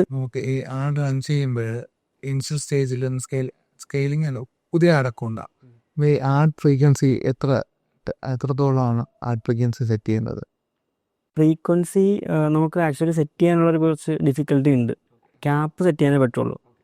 ഫ്രീക്വൻസി ക്യാപ്പ് സെറ്റ് ചെയ്യുന്നതിന് ഞാൻ അത്ര യോജിക്കുന്നില്ല. കാരണം എന്ന് വെച്ച് കഴിഞ്ഞാൽ ചില കസ്റ്റമേഴ്സ് പലതവണ ആഡ് കണ്ടാലേ പർച്ചേസ് ചെയ്യുള്ളൂ. എൻ്റെ ഒരു ഇൻസൈറ്റ് എന്ന് പറഞ്ഞാൽ, എൻ്റെ ഒരു പ്രൊഡക്റ്റ് കഴിഞ്ഞിടയ്ക്ക് ഞാൻ ഒന്ന് നോക്കിയപ്പോൾ ആ കസ്റ്റമർ 25 തവണ എൻ്റെ വെബ്സൈറ്റിൽ വന്നിട്ടുണ്ട്, എൻ്റെ പല അഡ്വർടൈസ്മെൻറ്റുകൾ വഴി. അപ്പോൾ ഈ 25 തവണ വന്നിട്ടാണ് ആൾ പർച്ചേസ് ചെയ്തത്. അപ്പോൾ ഒരു സെയിം ആഡ് തന്നെ ചിലപ്പോൾ അയാൾ ഒരു 5-6 തവണ ആഡ് കണ്ടിട്ടുണ്ടാവും. അപ്പോൾ പല കസ്റ്റമേഴ്സും പല രീതിയിലാണ് റിയാക്ട് ചെയ്യുന്നത്. സോ ഫ്രീക്വൻസി ക്യാപ്പ് വെക്കേണ്ട ആവശ്യമുണ്ടോ എന്ന് എനിക്ക് തോന്നുന്നില്ല. കാരണം ഇവർ ഒരു ലിമിറ്റ് കഴിഞ്ഞ് നമുക്ക് എപ്പോഴും വെറുതെ സ്പെൻഡ് ആയിക്കൊണ്ടിരിക്കുകയാണെന്ന് തോന്നുകയാണെങ്കിൽ മാത്രം ആക്ഷൻ എടുക്കുന്നതായിരിക്കും. അതാണ് എൻ്റെ ഒരു രീതി. ഒരു പേഴ്സണൽ എത്ര അക്കൗണ്ട് സ്കെയിൽ ചെയ്തിട്ടുണ്ട്? ഒരുപാട് ഹാൻഡിൽ ചെയ്തിട്ടുണ്ട്. അപ്പോൾ സ്കെയിൽ ചെയ്യുക എന്ന് പറയുമ്പോൾ ചെയിനായിട്ട് ഫേസ് ചെയ്ത ചലഞ്ച് എന്തൊക്കെയായി? അടക്കം സ്കെയിലിങ്ങിലാണ് എല്ലാവരും പെടുന്നത്. ആഡ് റൺ ചെയ്യാൻ മെയിനായിട്ട് ചലഞ്ച് ഏറ്റവും കൂടുതൽ ഫേസ് ചെയ്യുന്നത് നമുക്കൊരു ഡേറ്റയുടെ ഒരു സഫിഷ്യൻസിയാണ് ഏറ്റവും വലിയ പ്രശ്നം. പ്രത്യേകിച്ച് ലീഡ് ക്യാമ്പയിനുകൾ. നമുക്ക് സെയിൽസ് ഒരു ഇ-കൊമേഴ്സിലൊക്കെ അത്രയും പ്രശ്നമില്ല. കാരണം ഡിജിറ്റലി ആയതുകൊണ്ട് നമുക്കെല്ലാം കിട്ടും. 1000 ഡെയിലി ബഡ്ജറ്റിൽ നിന്ന് 10,000 എത്തുമ്പോൾ എന്തൊക്കെ ശ്രദ്ധിക്കും? സിമ്പിളായിട്ട് പറഞ്ഞു. ഓക്കെ, 1000 10,000 അപ്പം നമുക്ക് അവിടെ ചെയ്യേണ്ട ഒരു മേജർ കാര്യം എന്ന് പറയുന്നത്, ഈ ക്യാമ്പയിൻ നമ്മൾ 1000 ചുമ്മാ ഒരു ക്യാമ്പയിൻ നന്നായിട്ട് പോയിക്കൊണ്ടിരിക്കുന്നു. അപ്പോൾ ക്ലയൻറ്റ് വിളിച്ച് പറയും ചില ദിവസം, നമുക്ക് ഒരു 1000 ചെയ്തിട്ട് നിങ്ങൾക്ക് 100 ലീഡ് കിട്ടുന്നു, 10 ലീഡ് കിട്ടുന്നുണ്ടല്ലോ, 10,000 ചെയ്താൽ നമുക്ക് 100 ലീഡ് കിട്ടില്ലേ എന്ന് പറഞ്ഞിട്ട് സ്പെൻഡ് ചെയ്യാൻ പറയും. പക്ഷെ ഈ ബഡ്ജറ്റ് കൂടുന്നതോറും നമ്മളുടെ കോസ്റ്റ് പെർ ലീഡ് കൂടും. അതിൻ്റെ മേജർ ഫാക്ടർ എന്ന 2-3 കാരണങ്ങളുണ്ട്. ഒന്ന്, നമ്മൾക്ക് ഇത്ര സ്പെൻഡ് ചെയ്യാൻ കേപ്പബിലിറ്റി ഉണ്ടെന്നുള്ളത് മെറ്റയ്ക്ക് മനസ്സിലാവും. കാരണം നമുക്ക് അത്രയും ഓഡിയൻസിനെ മെറ്റ ഫൈൻഡ് ചെയ്തുകൊണ്ട് തരണം. അതിനുള്ള കോസ്റ്റ് അവരെന്തായാലും എടുക്കും. അത് നമുക്കവരെ കുറ്റം പറയാൻ പറ്റില്ല. ഓക്കെ, ഇപ്പോൾ ഒരു പർട്ടിക്കുലർ ഓഡിയൻസിലേക്കായിരിക്കും ഈ ക്യാമ്പയിൻ പോവുക. അപ്പോൾ ഇവരെ പോലുള്ള ഓഡിയൻസിനെ കണ്ടുപിടിക്കുക എന്ന് പറയുന്നത് ഒരു പ്രശ്നമാണ്. അതൊരു സ്ട്രഗിളായ പീരീഡ് ആയതുകൊണ്ട് തന്നെ കോസ്റ്റ് എന്തായാലും കൂടും. മാത്രമല്ല, നമ്മളൊരു ക്വിക്ക് എഡിറ്റ് വരുത്തുമ്പോൾ ക്യാമ്പയിൻ വീണ്ടും ലേണിംഗ് സ്റ്റേജിലേക്ക് പോവുകയും അത് കഴിഞ്ഞിട്ട് നമുക്ക് പിന്നീട് ഒന്നേന്ന് സ്റ്റാർട്ട് ചെയ്യുകയും ചെയ്യും. അത് ബഡ്ജറ്റ് കൂട്ടിയാലും കുറച്ചാലും സംഭവിക്കും. ഒരു ക്യാമ്പയിൻ സ്കെയിൽ ചെയ്യാൻ നോക്കുമ്പോൾ 1-2 ക്യാമ്പയിൻ ശ്രദ്ധിക്കേണ്ടത്, ഒന്ന്, നമ്മൾ ബഡ്ജറ്റ് കൂട്ടുമ്പോൾ 20-30% മാത്രമേ കൂട്ടാവുള്ളൂ. അതേപോലെ കുറയ്ക്കുമ്പോഴും നമ്മൾ ഒറ്റയടിക്ക് കൊണ്ടുപോയിട്ട് ക്യാമ്പയിൻ്റെ ബഡ്ജറ്റ് ഇടിച്ച് കുറയ്ക്കരുത്. 20-30% മാത്രമേ കുറയ്ക്കാവുള്ളൂ. ഇപ്പോൾ ബിസിനസ്മാൻമാർ എപ്പോഴും ശ്രദ്ധിക്കേണ്ടത്, നമ്മൾ എത്ര ക്യാമ്പയിനാണ് നമുക്ക് സ്കെയിൽ ചെയ്യാൻ പറ്റുന്നത് എന്നുള്ളത് ഈ ഒരു മാർക്കറ്റേഴ്സോട് എപ്പോഴും ഡിസ്കസ് ചെയ്യണം. കാരണം നിങ്ങൾ ഒരുപാട് നാളായിട്ട് റൺ ചെയ്യുന്ന ക്യാമ്പയിൻസ് ഉണ്ടോ, അത് സ്കെയിൽ ചെയ്യുന്ന ക്യാമ്പയിൻസ് ഉണ്ടോ, ഏതൊക്കെ ക്യാമ്പയിനാണ് ഇപ്പം പോയിക്കൊണ്ടിരിക്കുന്നത്, ഏതൊക്കെ ക്യാമ്പയിനാണ് പോസ്റ്റ് പെർഫോമിംഗ് ആയിട്ട് പോകുന്നത് എന്നുള്ള കാര്യങ്ങളൊക്കെ ഒന്ന് ഡിസ്കസ് ചെയ്യണം. കമ്മ്യൂണിറ്റി ചർച്ചകൾ ഒരു ഡിസ്കഷൻസ് എനിക്ക് പറയുന്ന ഒരു 2 വീക്കൊക്കെ കൂടുമ്പോഴെങ്കിലും ഒരു ഡിസ്കഷൻ ഇരിക്കണം. ഒരു മാർക്കറ്റ് ചിലപ്പോൾ CMOs ആയിരിക്കാം, മാർക്കറ്റിംഗ് ഓഫീസർ, അവിടെ ആരാണോ അതിൻ്റെ അതോറിറ്റി ആയിട്ടുള്ളത്, അതായത് അവരുമായിട്ട് ചെന്നിട്ട് ഒരു ഡിസ്കഷൻ ഈ ഒരു മാർക്കറ്റിംഗ് പേഴ്സൺ ചെയ്യണം. കാരണം എന്നാൽ മാത്രമേ ഇവർക്ക് സ്കെയിൽ ചെയ്യാൻ പറ്റൂ എന്നുള്ള കാര്യങ്ങളൊക്കെ ഡിസൈഡ് ചെയ്യാൻ പറ്റുള്ളൂ. ഇനിയിപ്പോൾ ഓഡിയൻസ് എത്രത്തോളം ഉണ്ടെന്നുള്ളത് മറ്റേ കണ്ടുപിടിക്കാൻ പറ്റും. ഓഡിയൻസ് എത്രത്തോളം ഉണ്ടെന്നുള്ള ഒരു ബ്രോഡ് ഐഡിയ കിട്ടുള്ളൂ. നമുക്ക് അതിനേക്കാൾ കൃത്യമായിട്ട് അത് വെച്ച് സ്കെയിൽ ചെയ്യാൻ പറ്റുമോ എന്ന് ചോദിച്ചു കഴിഞ്ഞാൽ വളരെ കുറവാണ്. കാരണം നമ്മളുടെ ക്യാമ്പയിൻ പെർഫോം ചെയ്യുന്നത് എങ്ങനെയാണ് എന്നുള്ളത് നോക്കിയിട്ടാണെങ്കിൽ സ്കെയിൽ ചെയ്യാൻ നല്ല തോന്നുന്നത്. ഇപ്പോൾ ഒരു എക്സാമ്പിൾ പറയുകയാണെന്നുണ്ടെങ്കിൽ, ഞാനൊരു മാത്തമാറ്റേഴ്സിൻ്റെ ഒരു എക്സാമ്പിൾ, ഒരു പോഡ്കാസ്റ്റിൽ നിന്ന് കേട്ടതാണ്. അപ്പോൾ അതിൻ്റെ ഒരു എക്സാമ്പിൾ പറയുകയാണെങ്കിൽ, അവർ സ്കെയിൽ ചെയ്ത രീതി എന്ന് പറയുന്നത് ഒരു കേരളത്തിലൊരു വീഡിയോ ഇറക്കി. അതെ. അവരുടെ ആദ്യത്തെ ആ വീഡിയോ എന്ന് പറയുന്നത് ഒരു ഹെൽമെറ്റ് വരുമ്പോൾ അതിൽ മുടി കൊഴിച്ചിട്ടുണ്ടെന്ന് മനസ്സിലാക്കുന്ന ഒരു വീഡിയോ അവർ ഇറക്കിയതിന് ശേഷം ആ വീഡിയോ, അതെ, ആ ക്യാമ്പയിൻ നല്ല സക്സസ് ആയി. വേണമെന്നുണ്ടെങ്കിൽ അവർക്ക് ആ ക്യാമ്പയിനിലേക്ക് കൂടുതൽ ബഡ്ജറ്റ് ഇട്ട് കൊടുക്കാം. പക്ഷെ അതിനേക്കാൾ നല്ല അവർ ചെയ്തൊരു മെത്തേഡ് എന്ന് പറയുന്നത്, ഇപ്പം ഒരു പ്രോബ്ലം അഡ്രസ്സ് ചെയ്ത ആ ഒരു ടിപ്പിക്കൽ സ്റ്റൈൽ ഓഫ് വീഡിയോ ആണ് അവർക്ക് വർക്കൗട്ട് ആയത്. അതുകൊണ്ട് തന്നെ അതേ സ്റ്റൈല് ബാക്കിയുള്ള ഓഡിയൻസുകളിൽ നിന്നും കണ്ടുപിടിക്കുന്നത്. അതായത് ബൈക്ക് ഓടിക്കുന്നവനെയാണ് അഡ്രസ്സ് ചെയ്തത്, കാർ ഓടിക്കുന്നവനുണ്ട്, അടുത്തത് ഇനിയിപ്പോൾ ചിലപ്പോൾ ലേഡീസ് ഉണ്ടാവും മുടി വെച്ചിട്ടുള്ളത്. അപ്പോൾ പല പല നീഷിലുള്ള ആൾക്കാരുണ്ട്. അപ്പോൾ അതേ കണ്ടന്റിൻ്റെ പല നീഷുകൾ അവർ എക്സ്പ്ലോർ ചെയ്യാൻ തുടങ്ങി. അതായത് ഈ സ്കെയിലിംഗ് എന്ന് പറയുമ്പോൾ അതൊരു ഫാക്ടറാണ്. ആ ഒരു കണ്ടന്റിൽ നമ്മൾ സ്കെയിൽ ചെയ്യാൻ പറ്റണം. ഇപ്പോൾ ഇൻസ്റ്റാഗ്രാമിൽ ചില ഇൻഫ്ലുവൻസേഴ്സ് കാണിക്കുന്ന ഒരു രീതിയുണ്ട്. അതായത് ഒരു വീഡിയോ വർക്കായി കഴിഞ്ഞാൽ അതേപോലത്തെ വീഡിയോ കണ്ടിന്യൂ ചെയ്യും. ചിലപ്പോൾ അതേ വീഡിയോ ഒരു പാട്ടിട്ട് ഡാൻസ് കളിച്ചപ്പം ഫേമസ് ആയത് അതേ പാട്ടിട്ട് 2-3 പ്രാവശ്യം ഡാൻസ് കളിക്കും. അത് നല്ലൊരു മെത്തേഡാണ്. കാരണം അത് വർക്കായത് കൊണ്ടാണ് അവർക്ക് കണ്ടിന്യൂസ്ലി അത് അവരുടെ ഓഡിയൻസിനെ മെയിൻറ്റെയിൻ ചെയ്യാൻ പറ്റും. പക്ഷെ എന്നാലും സ്കെയിൽ ആവും. അപ്പം നമുക്ക് ഒരു നീഷ്, ഒരു സ്പെസിഫിക് വീഡിയോ നമുക്ക് വർക്കൗട്ട് ആയിട്ടുണ്ടെങ്കിൽ അതേ സംഭവം നമ്മൾ വേറൊരു ഓഡിയൻസിനെ അഡ്രസ്സ് ചെയ്ത് വേറൊരു രീതിയിൽ ചെയ്ത് നോക്കണം. അതൊരു സ്കെയിലിംഗ് ഓപ്ഷനാണ്. എൻ്റെ രണ്ടാമത്തെ ഓപ്ഷൻ എന്ന് പറഞ്ഞാൽ, ഇവർക്ക് ഇതേ വീഡിയോ കേരളത്തിൽ വർക്കൗട്ടായി, then അവർക്ക് ഇതുകൊണ്ട് പോയിട്ട് തമിഴ്നാട്ടിൽ ഓടിച്ചൂടെ, ഡബ് ചെയ്തിട്ടോ അല്ലെങ്കിൽ വേറൊരു രീതിയിൽ ഷൂട്ട് ചെയ്തിട്ടോ. അപ്പോൾ ഓഡിയൻസസ് നമ്മൾ വേറൊരു ടൈപ്പ് ഓഫ് ഓഡിയൻസിലേക്ക് സ്കെയിൽ ചെയ്യണത്. അപ്പോൾ അങ്ങനെയും സ്കെയിൽ ചെയ്യാൻ പറ്റും. അതായത് നമ്മളൊരു ചെറിയ മാർക്കറ്റിൽ, അതായത് നമ്മളിപ്പോൾ ഒരു എക്സിസ്റ്റിംഗ് മാർക്കറ്റിൽ ഇപ്പോൾ സ്റ്റഡി അബ്രോഡിൻ്റെ നിശ നോക്കി കഴിഞ്ഞാൽ, കേരളത്തിലൊരു 1 ലക്ഷം പിള്ളേർ പഠിക്കാൻ പുറത്തേക്ക് പോകാൻ സാധ്യതയുണ്ടെങ്കിൽ ഇവിടെ 1 ലക്ഷത്തിന് മുകളിൽ ഏജൻസീസ് ഉണ്ടാവും. ഭയങ്കരമായിട്ട് ഏജൻസീസ് ഉണ്ട്. ഉള്ള ചെറിയ ചെറിയ ലൊക്കേഷൻസ് ഉള്ളപ്പോൾ എല്ലായിടത്തും ഇപ്പോൾ ഏജൻസീസ് പറയാറുണ്ട്. അതെ, അത്രയും വലിയൊരു മാർക്കറ്റിലേക്കാണ് നമ്മൾ ഇന്ന് കളിക്കുന്നത് ആലോചിക്കുക. അപ്പോൾ അതുകൊണ്ട് നമ്മൾ ഈ സെയിം ഓഡിയൻസിൽ നിന്നിട്ട് നമ്മൾ ക്യാമ്പയിൻ ചെയ്ത് അവരെ എക്സോസ്റ്റ് ചെയ്യിപ്പിക്കാതെ അവർക്ക് പുതിയ പുതിയ സ്ഥലങ്ങളിലേക്ക് എക്സ്പ്ലോർ ചെയ്യണം, പുതിയ പുതിയ ഓഡിയൻസിലേക്ക് എക്സ്പ്ലോർ ചെയ്യണം. അപ്പോൾ അങ്ങനെ ഒരു ചേഞ്ച് നമ്മൾ കൊണ്ടുവരാം. അത് സ്കെയിലിങ്ങിൽ അത് ഒരു ഫാക്ടറാണ്. അല്ലാതെ ഒരു സ്റ്റഡി ഇൻ UK എന്നൊരു പോസ്റ്റർ നന്നായിട്ട് വർക്കൗട്ട് ആയതുകൊണ്ട് സ്റ്റഡി ഇൻ UK തന്നെ നമുക്കൊരു 10,000 രൂപ ബഡ്ജറ്റ് സ്പെൻഡ് ചെയ്തതെന്ന് വെച്ച് കഴിഞ്ഞാൽ ആ 100 രൂപയ്ക്ക് കിട്ടിയില്ലെങ്കിൽ 1000 രൂപയോ, അത്രേ ഉള്ളൂ വ്യത്യാസം. അതുകൊണ്ട് നമ്മൾ അങ്ങനെ സ്കെയിൽ ചെയ്യാൻ പറ്റും. കണ്ടന്റിൽ സ്കെയിൽ ചെയ്യാൻ പറ്റണം. നമുക്കതിൻ്റെ ബഡ്ജറ്റ് ഇപ്പോൾ പതുക്കെ 20% 80% ഇട്ട് കൂട്ടിക്കൂട്ടി കൊണ്ടുവരാം. എന്നിട്ട് നിങ്ങൾക്ക് പതുക്കെ റിസൾട്ടിൻ്റെ കോസ്റ്റ് ഭയങ്കരമായിട്ട് കൂടുന്നുണ്ട്, അഫോർഡബിൾ ആവുന്നില്ല എന്ന് തോന്നുന്ന സമയങ്ങളിൽ അവിടെ ആ ഒരു ഹൊറിസോണ്ടൽ സ്കെയിലിംഗ് നമുക്ക് നിർത്തണം. അതായത് പതുക്കെ പതുക്കെ ബഡ്ജറ്റ് കൂട്ടുന്ന രീതിയിൽ നിർത്തണം. കോണ്ടൻസ് ക്രിയേറ്റേഴ്സും പുതുതായിട്ട് ട്രൈ ഔട്ട് ചെയ്യാൻ വേണ്ടി ചെയ്തുകൊണ്ടേയിരിക്കാം. പിന്നെ നമുക്ക് ചെയ്യാൻ പറ്റുന്ന ഈ ക്യാമ്പയിൻ ഇല്ലേ, ഇപ്പോൾ വർക്കൗട്ടായിട്ടുള്ള ക്യാമ്പയിനുകൾ നമുക്ക് വേണമെന്നുണ്ടെങ്കിൽ പല വേരിയേഷൻസ് ഇറക്കി നോക്കാം. അതായത് ഇപ്പോൾ സ്പെസിഫിക്കലി എനിക്ക് എൻ്റെ വീഡിയോ കാണുന്നവർ, എൻ്റെ റിസൾട്ട് തന്നവരിൽ മുഴുവനും റീലിലാണ് കാണുന്നത്. പക്ഷേ എൻ്റെ റീൽ പ്ലേസ്മെൻറ്റിലല്ല ഞാൻ ഓടിക്കുന്നത് കരുതുക. റീലിൽ പ്രോപ്പറായിട്ട് കാണാത്ത രീതിയിലാണ് ഞാൻ വീഡിയോ ഓടിക്കുന്നത്, പക്ഷേ എനിക്ക് റീലാണ് ഏറ്റവും കൂടുതൽ വർക്കൗട്ടായത്. എന്നാൽ പിന്നെ നമുക്ക് അടുത്ത കണ്ടൻറ്റ് ചെയ്യുമ്പോൾ എനിക്ക് റീലിന് വേണ്ടിയിട്ട് ഷൂട്ട് ചെയ്യാം. പ്ലേസ്മെൻറ്റിൻ്റെ കേസ് ചോദിക്കുമ്പോഴാണ് ബഡ്ജറ്റ് കുറവുള്ള ആൾക്കാരൊക്കെ ആദ്യം എല്ലാ പ്ലേസ്മെൻറ്റ്സിലും ഇട്ടിട്ട് ഏത് പ്ലേസ്മെൻറ്റ് വർക്ക് ആവുന്നേ നോക്കിയിട്ട് പ്ലേസ്മെൻറ്റ്സ് ചൂസ് ചെയ്ത് കൊടുക്കണോ? അതിന് സ്ട്രാറ്റജി എങ്ങനെയായിരിക്കും? എക്സിസ്റ്റിംഗ് ക്യാമ്പയിനിൽ പോയിട്ട് ചേഞ്ച് വരുത്തണമെന്നില്ല. അഡ്വാൻറ്റേജ് പ്ലസ് ക്യാമ്പയിനാണ് പോകുന്നതെങ്കിൽ തന്നെ മെറ്റയ്ക്ക് അറിയാം എവിടെയാണ് സ്കെയിൽ ചെയ്യേണ്ടതെന്നുള്ളത്. മെറ്റയ്ക്ക് ഓൾറെഡി അതിനുള്ള കേപ്പബിലിറ്റി ആയിട്ടുണ്ട്. പിന്നീട് നമുക്കൊരു സ്പെസിഫിക്കലി ഒരു സ്ഥലത്ത് നിന്ന് മാത്രമേ റിസൾട്ട് വരുന്നുള്ളൂ എന്ന് കരുതാം. ഇപ്പോൾ എക്സാമ്പിൾ പറയുകയാണെങ്കിൽ ഇൻസ്റ്റാഗ്രാം റീലിൽ മാത്രമാണ് എനിക്ക് റിസൾട്ട് വരുന്നത് കരുതാം, അല്ലെങ്കിൽ ഇൻസ്റ്റാഗ്രാം സ്റ്റോറിയിൽ നിന്ന് മാത്രമാണ് റിസൾട്ട് വരുന്നത് കരുതാം. അപ്പോൾ നമ്മൾ ശ്രദ്ധിക്കേണ്ടത് അടുത്ത കണ്ടൻറ്റ് ചെയ്യുന്ന സമയത്ത് അല്ലെങ്കിൽ അടുത്ത ക്രിയേറ്റീവ് ചെയ്യുന്ന സമയത്ത് എൻ്റെ ഓഡിയൻസ് ഫുള്ള് റിയാക്ട് ചെയ്യുന്നത് ഈ ഒരു സ്പെസിഫിക് പോർഷനിൽ നിന്നാണ്. അപ്പോൾ അതിന് ഒപ്റ്റിമൈസ്ഡ് ആയിട്ടുള്ള കണ്ടൻറ്റ് നമ്മൾ ചെയ്യാൻ പറ്റും. ഇത് വേണമെങ്കിൽ അതിന് മാത്രമായിട്ട് ഓടിക്കാം. ഒരു ഉദാഹരണം പറയുകയാണെങ്കിൽ നമ്മളൊരു ഫീഡ് പ്ലേസ്മെൻ്റ് ആണ് കാണുന്നതെങ്കിൽ സ്ക്വയർ പ്ലേസ്മെൻറ്റിൻ്റെ റൈറ്റ് സൈഡിലായിട്ടാണ് അതിൻ്റെ ഒരു CTA ബട്ടൺ വരുന്നത്. നമ്മുടെ കൂടുതലും ഫീഡിൽ നിന്നാണ് റിയാക്ഷൻസ് വരുന്നത്, ഫീഡിൽ നിന്നാണ് റിസൾട്ട് വരുന്നതെങ്കിൽ ഈ കസ്റ്റമറിനെ അതിലേക്ക് പോയിൻ്റ് ചെയ്യിക്കുന്ന എന്തെങ്കിലും ഒന്ന് ക്രിയേറ്റീവിൽ കൊടുത്താൽ മതി. ഓക്കെ. ഞാനൊരു പണ്ടൊക്കെ ട്രൈ ചെയ്തതൊരു ചെറിയൊരു ആരോ ഇങ്ങനെ, അതായത് ഒരു ഇമേജിൻ്റെ പോർഷനായിട്ട് വരുന്നതാണ്, പക്ഷെ ഒരു ആരോ ഇങ്ങനെ താഴത്തേക്ക് ഉണ്ടായിരുന്നു. അപ്പോൾ ഇവർ ഇത് കാണുമ്പോൾ അത് കറക്റ്റ് ആരോ മാത്രമായിട്ട് കൊടുക്കില്ല, ജസ്റ്റ് ഇതിൻ്റെ കുറച്ചൊരു കൊണിപ്പ് കൊടുക്കും. അപ്പോൾ ആൾക്കാർ നോക്കുമ്പോൾ ഇങ്ങനെ പതുക്കെ CTA ശ്രദ്ധിക്കുന്നുണ്ടായിരുന്നു. അപ്പോൾ അതൊരു പോർഷനാണ്. ഇനി അതല്ല, ഇനി റീൽ പ്ലേസ്മെൻ്റ് ആണെങ്കിൽ റീലിൻ്റെ താഴെ ഒരു പോർഷനിൽ നമ്മുടെ പ്രൊഫൈൽ നെയിമും അതിൻ്റെ സംഭവങ്ങളൊക്കെ വരും, ഡിസ്ക്രിപ്ഷൻസൊക്കെ വരും. അവിടെ കണ്ടൻറ്റ് കൊടുക്കാതെ നമ്മൾ അതിൻ്റെ കണ്ടൻറ്റ് മുകളിൽ കൊടുക്കണം. അപ്പോൾ ഞാൻ കഴിഞ്ഞ ദിവസം ഒരു ഇൻഫ്ലുവൻസറിൻ്റെ വീഡിയോ കണ്ടത്, അവർ യൂട്യൂബിൽ പോസ്റ്റ് ചെയ്ത വീഡിയോയ്ക്ക് യൂട്യൂബിൽ ലൈക്ക് ബട്ടൺ അടിക്കുമ്പോൾ ഈ ഷോർട്സിൽ ലൈക്ക് ബട്ടൺ അടിക്കുമ്പോൾ ഇങ്ങനെ സിമ്പിൾ വരില്ല, ഒരു ആനിമേഷൻ വരുന്നു.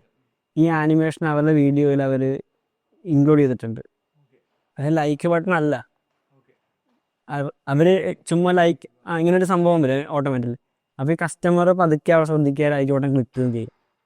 അതിന് വേണ്ടിയിട്ട് അവർ ചെയ്യുന്ന ഒരു രീതിയാണ്. അപ്പോൾ നമുക്ക് ആ ഒരു പർട്ടിക്കുലർ പ്ലേസ്, ഞാൻ ഉദ്ദേശിച്ചത് അങ്ങനെ ചെയ്യണം എന്നല്ല, ഒരു പർട്ടിക്കുലർ പ്ലേസ്മെൻറ്റിൽ നിങ്ങൾക്ക് തോന്നുകയാണ് ഓക്കെ ഇങ്ങനൊരു സംഭവം കൊടുത്താൽ നമുക്ക് ട്രൈ ഔട്ട് ചെയ്ത് നോക്കിയാൽ വർക്കാവും, ചിലപ്പോൾ സാധ്യതയുണ്ട്, ഒന്ന് ചെയ്ത് നോക്കാം എന്ന് കരുതാൻ വേണ്ടിയിട്ട് നമ്മൾ ഏത് പ്ലേസ്മെൻറ്റിലാണ് വർക്ക് ചെയ്യുന്നത്, ഏത് പ്ലേസ്മെൻറ്റിൽ നിന്നാണ് എനിക്ക് റിസൾട്ട് വരുന്നത് നോക്കാം.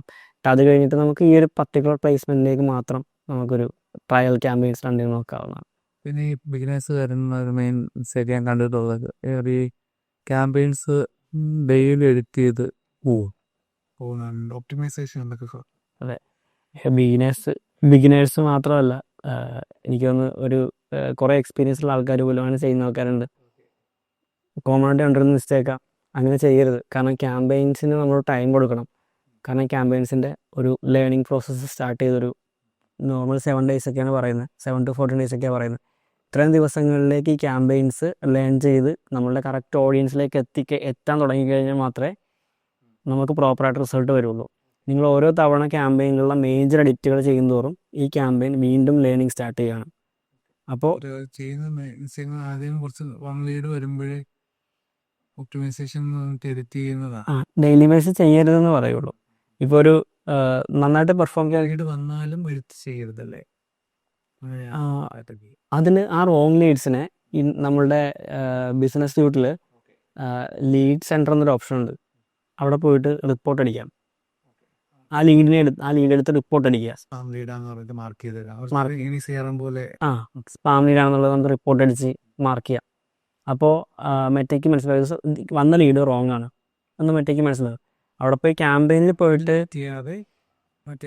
അതെ, നമുക്ക് ഭയങ്കര ഇഷ്യൂസ് ഉണ്ട്. മേജറായിട്ട് നമുക്ക് വരുന്ന മുഴുവൻ കംപ്ലീറ്റ് ഇറലവൻസ് ആണ്. നമ്മൾ പറയുന്ന കമ്മ്യൂണിക്കേഷൻ ഇഷ്യൂ ഉണ്ടെന്ന് പറഞ്ഞാൽ എഡിറ്റ് ചെയ്യാതെ മാർഗ്ഗമില്ല. പക്ഷേ ചെറിയ ചെറിയ കാര്യത്തിന് പോയിട്ട് നമ്മൾ ഈ ക്യാമ്പയിനിൽ പോയിട്ട് എഡിറ്റ് ചെയ്ത് ഓഡിയൻസിനെ ആഡ് ചെയ്യുക, ഓഡിയൻസിനെ മാറ്റുക, അങ്ങനെ ബഡ്ജറ്റ് മാറ്റുക, ബഡ്ജറ്റ് കൂട്ടുക കുറക്കുക, ഈ പരിപാടികൾ ചെയ്തുകൊണ്ടിരിക്കുന്നത് കുറച്ച് റോങ് അറ്റംപ്റ്റ് ആണ്. അവിടെ അത് ചെയ്തില്ല എന്നുണ്ടെങ്കിൽ എനിക്ക് കുറച്ചുകൂടെ റിസൾട്ട് കിട്ടും. കാരണം ഒന്ന് സ്റ്റാർട്ട് ചെയ്ത് ഒരു ജേർണി സ്റ്റാർട്ട് ചെയ്ത് കഴിഞ്ഞാൽ പിന്നെ ആ ക്യാമ്പയിൻ എങ്ങോട്ട് സ്കെയിൽ ചെയ്യണമെന്നുള്ള മെറ്റയ്ക്ക് മനസ്സിലാവുകയും ചെയ്യും, പോവുകയും ചെയ്യും.